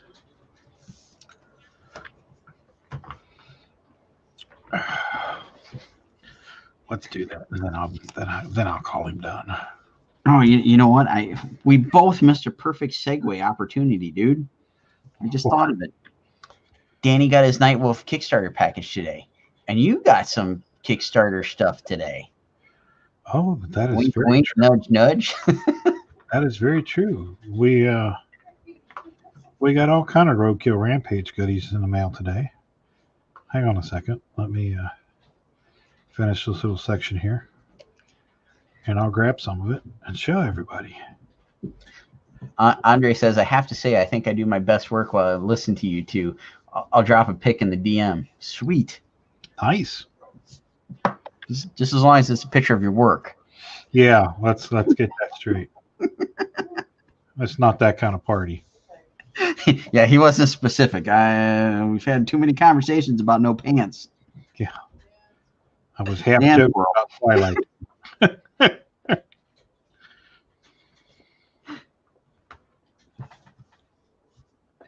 That's hey, it's our smooth jazz voices, right? Yes. It's our happy little tree rendering voices. Steph says you'd make an amazing Bob Ross, and I got to agree. Thank you. Get down there and just talk mellowy to your paintbrush and canvas. I just love standing here and painting all the happy little trees and happy little birds, and so lovely birds. Little birds are so lovely. Nailed it. Put a nice little glint in Trapjaw's eye. Such a lovely, such a menacing character, but such lively eyes. He does have handsome eyes, doesn't he, folks?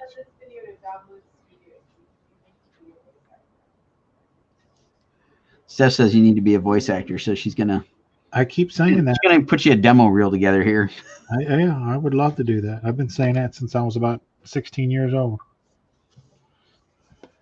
Well, it's kind of along those lines, but it's an abstract along those lines. When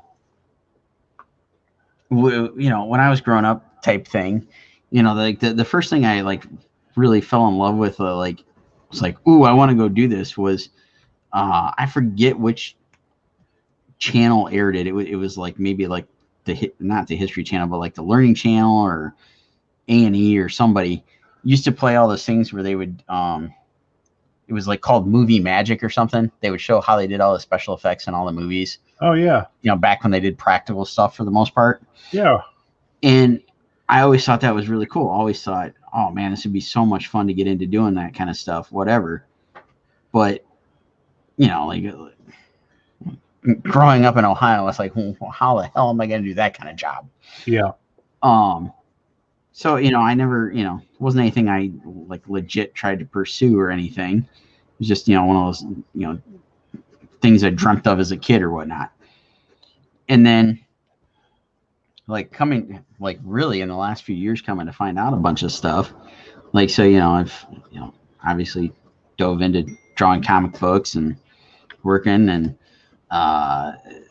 so much over the last decade plus or whatever I spent doing, so much of my stuff digitally using Photoshop and all this stuff, is that and honestly, I did not know this until last year going to Celebration, and we went to go watch one of the panels, and Steph totally gave me a look of like, what the hell's the matter with you?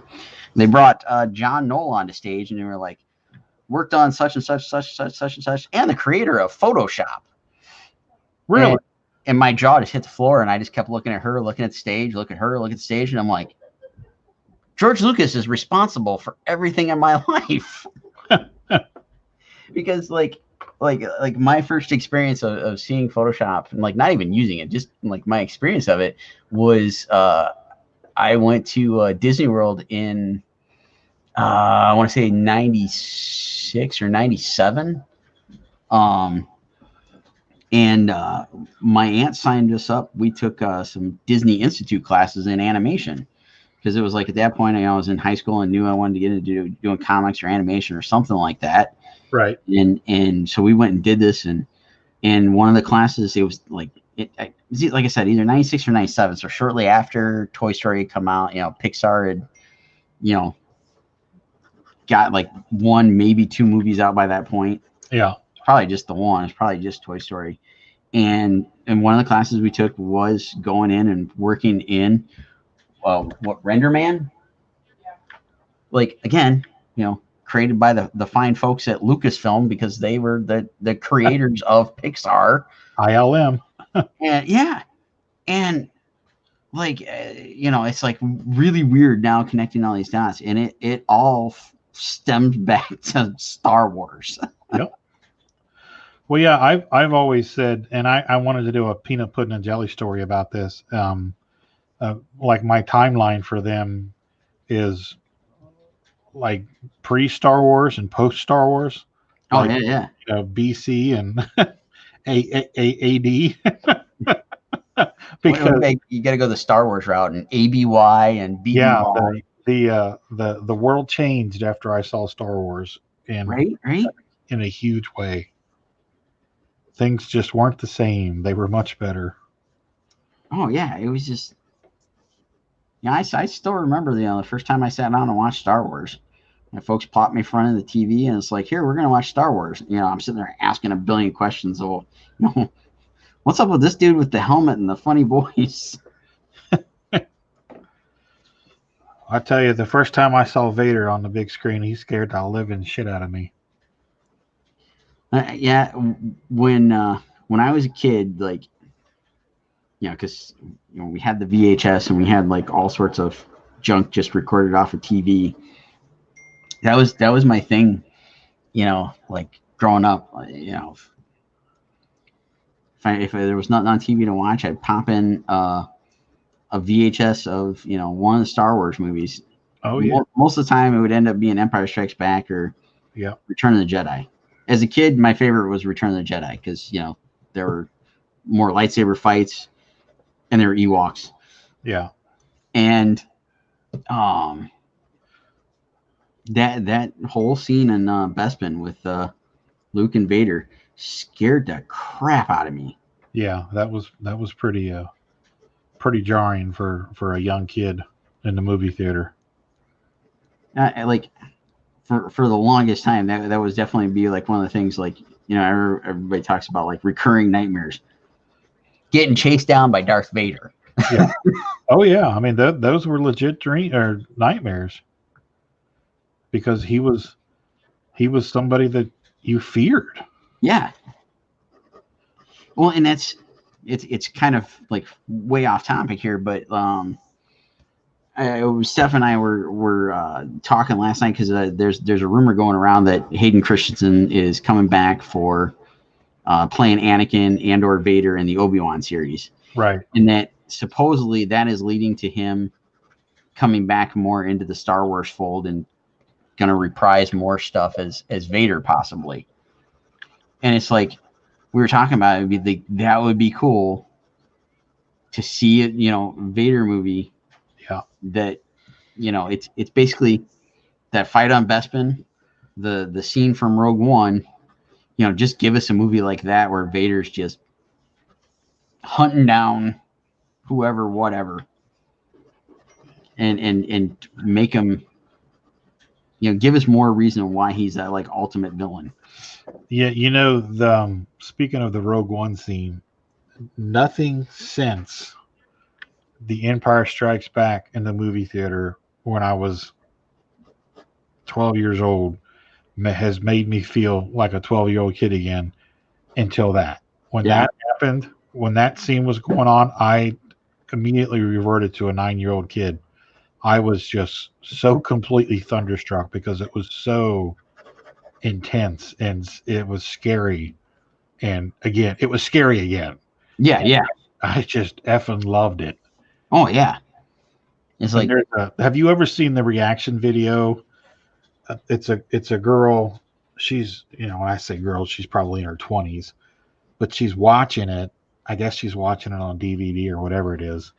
And she's at her house watching it, and she's on the couch or something, and she pulls up the pillows and the blankets and she starts crying and freaking out and stuff at the scene. And I'm like, yeah, that's exactly how I felt. Because yes. You have never seen Vader like that. You've heard about it, but you've never seen it. And when they showed it, man, goosebumps out the wazoo. Oh yeah, and I just love to see a movie like that. Yeah, a whole movie like that. Yeah, I don't care if it's Vader hunting down remaining Jedi, if he's going after, whatever. Just give us a movie of that, and it doesn't have to be like Vader centered. It doesn't have to be all about Vader, but right, make it to where Vader's like the main antagonist, and Yeah, I mean, I go back to I want some more Luke, Han, and Leia stories, and there's no reason why Vader. Well, I don't know. Can't really do it that way because he dies at the end. But I don't know. I just feel so cheated.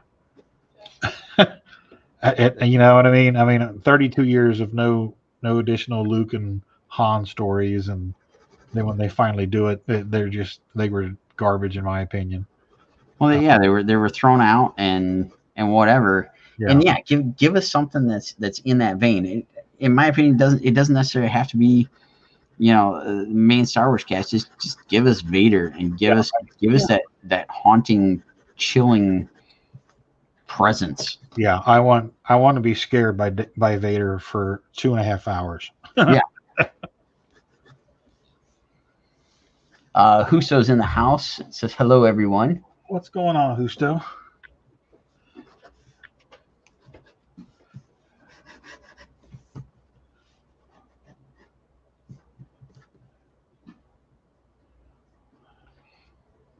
Yeah, I know. Hopefully Disney's listening and we get some stuff like that. I highly doubt it'll ever happen, but Andre says Vader dies? Dude, spoiler alert. Spoiler alert.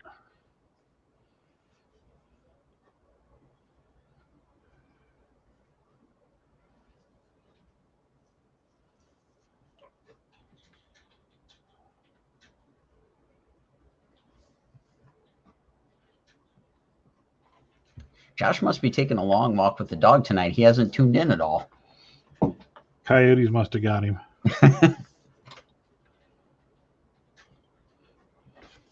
He's probably still working on his bathroom. Oh yeah.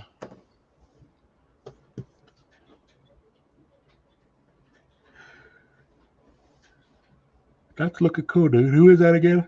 Crosswick Monster. Yeah. So, we've been doing the thing with the like trying to get the cryptid book going, and you still got to show off your cool Kickstarter swag. Oh yeah. And I need to get some sketches together to throw in the book with all these creatures and whatnot. So I looked up because Scarlet's all based in Ohio, and I needed some ideas for some more Ohio stuff, and just by chance somebody had shared an article from something in Columbus that said top 11 cryptids in Ohio or something like that. I think I saw that.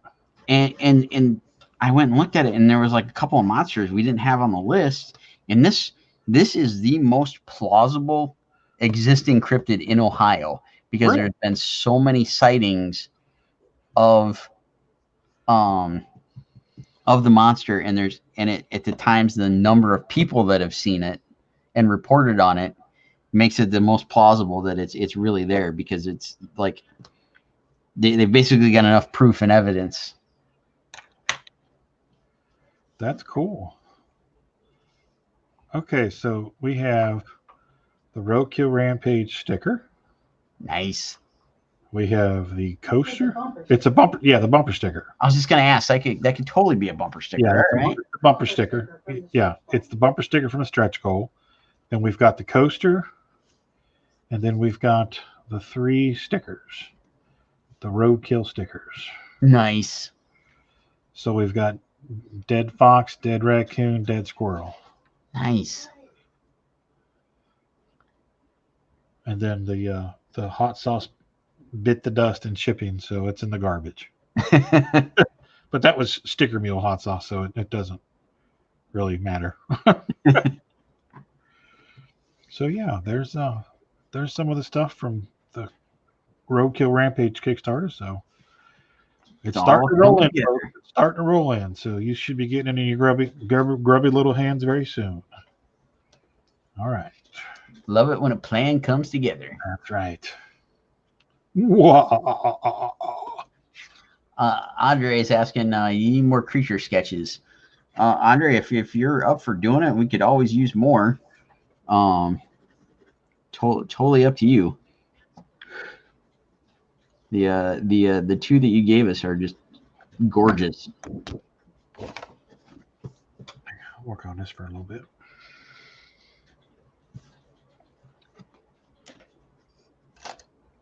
There we go.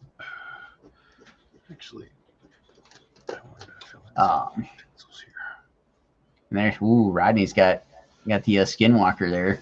Yeah, try to add in some of the darker fur here on his loincloth.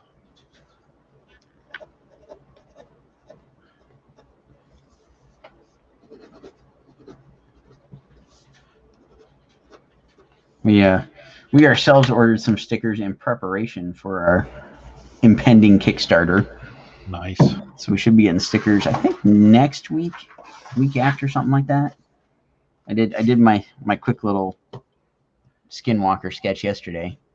She's got a fox. Oh, that's right. I remember you working on that last night. Right? It was last night. Yeah, that's right. Yeah, it's all a blur. Right before, it's right before we went live last night. Got that one, and then I hadn't drawn on toned paper in a while, so I decided to break out a piece of toned paper. Oh, very cool. Sweet.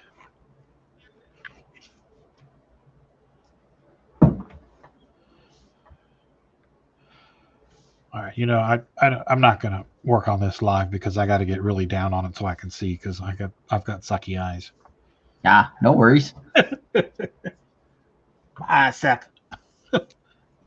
I got hella suck eyes. Oh, now farther around here on the Crosswick monster a little bit, but we're coming in on that 2-hour mark. So if you wanna call it, I am totally cool with that. Yeah, that's cool. But real quick, run down who this guy is. I don't know that I've heard of him before. I'd have to go back to the article to get some more details. It's based out of I'm totally blanking on it because there was a couple of things that all were like in the same vicinity of Ohio. Yeah. What parts of Ohio are we talking about? Northern? That's what I'm trying to remember of which part of Ohio. Oh, okay. I want to say because there was also a Mills Creek monster. I think it was in that vicinity.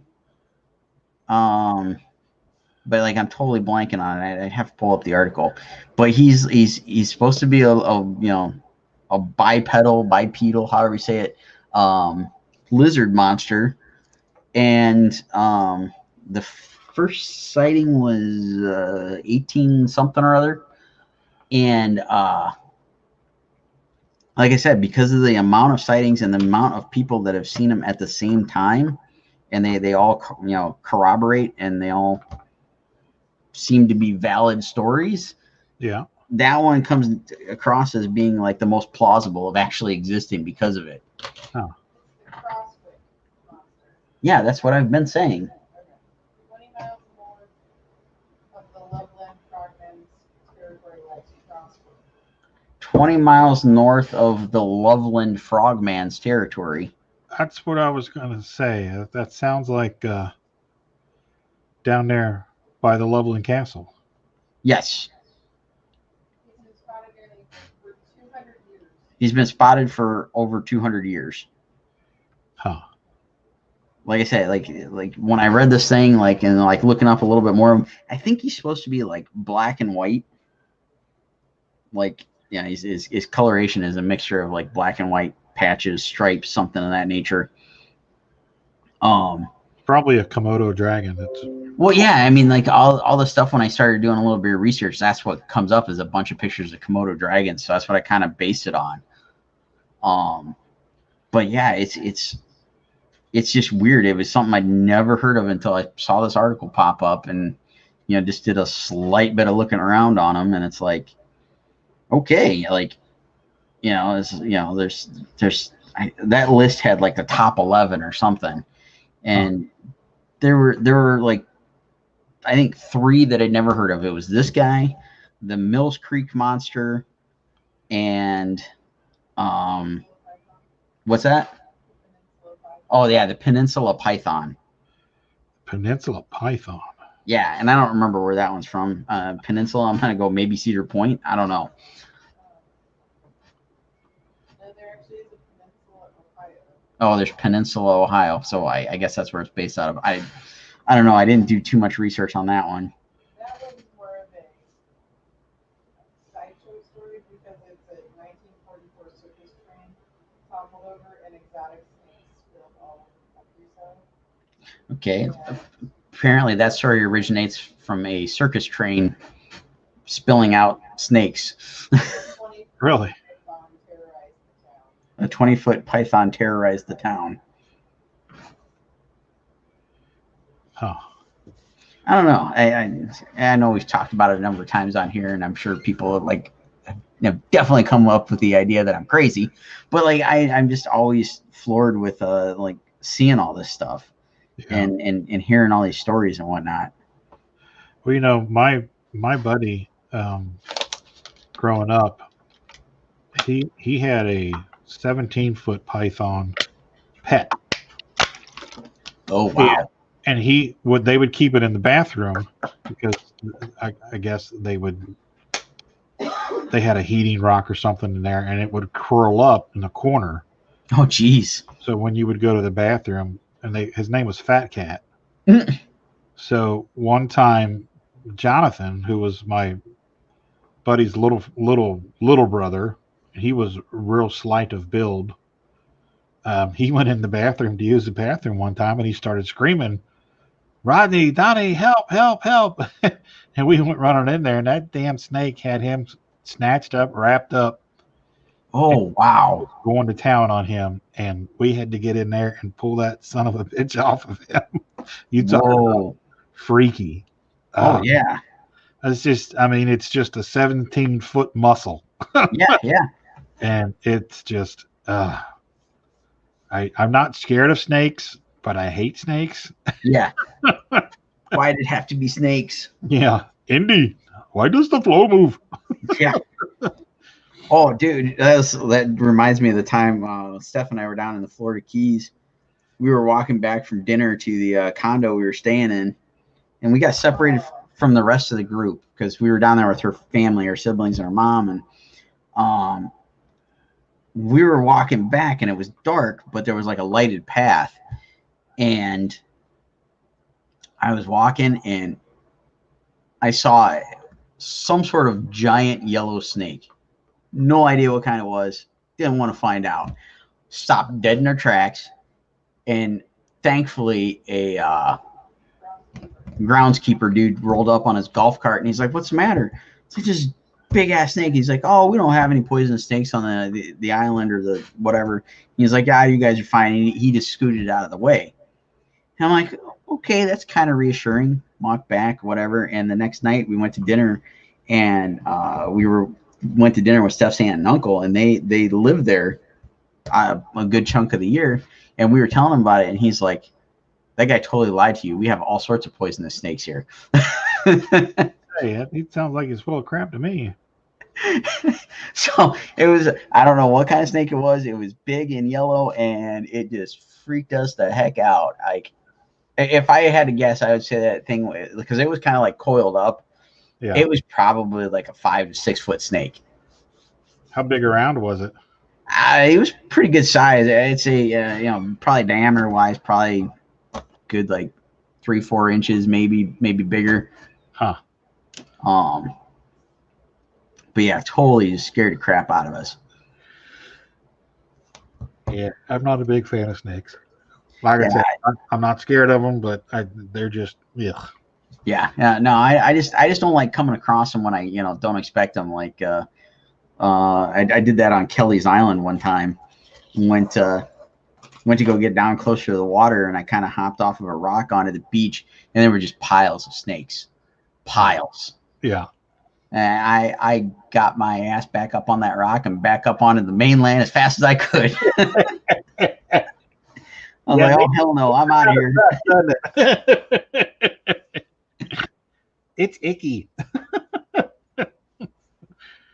Oh, that's funny. Well, I'm thinking now might be a good time to call her evening here. Yeah, that works for me. I've become a yawny puppy, so. All right. I think we'll call it done. There we go. Well, thank you everybody that tuned in. Thanks for the ideas on sketches and all the good stuff. Yes, thank you everybody.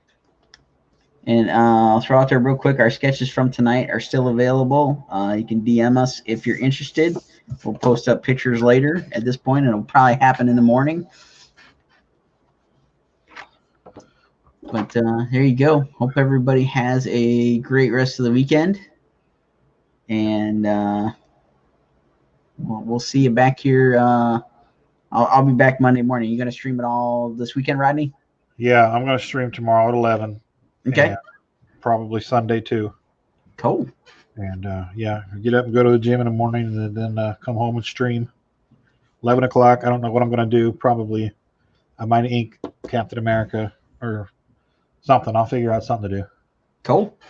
Cool beans. All right, brother. You and producer Ray have a good night.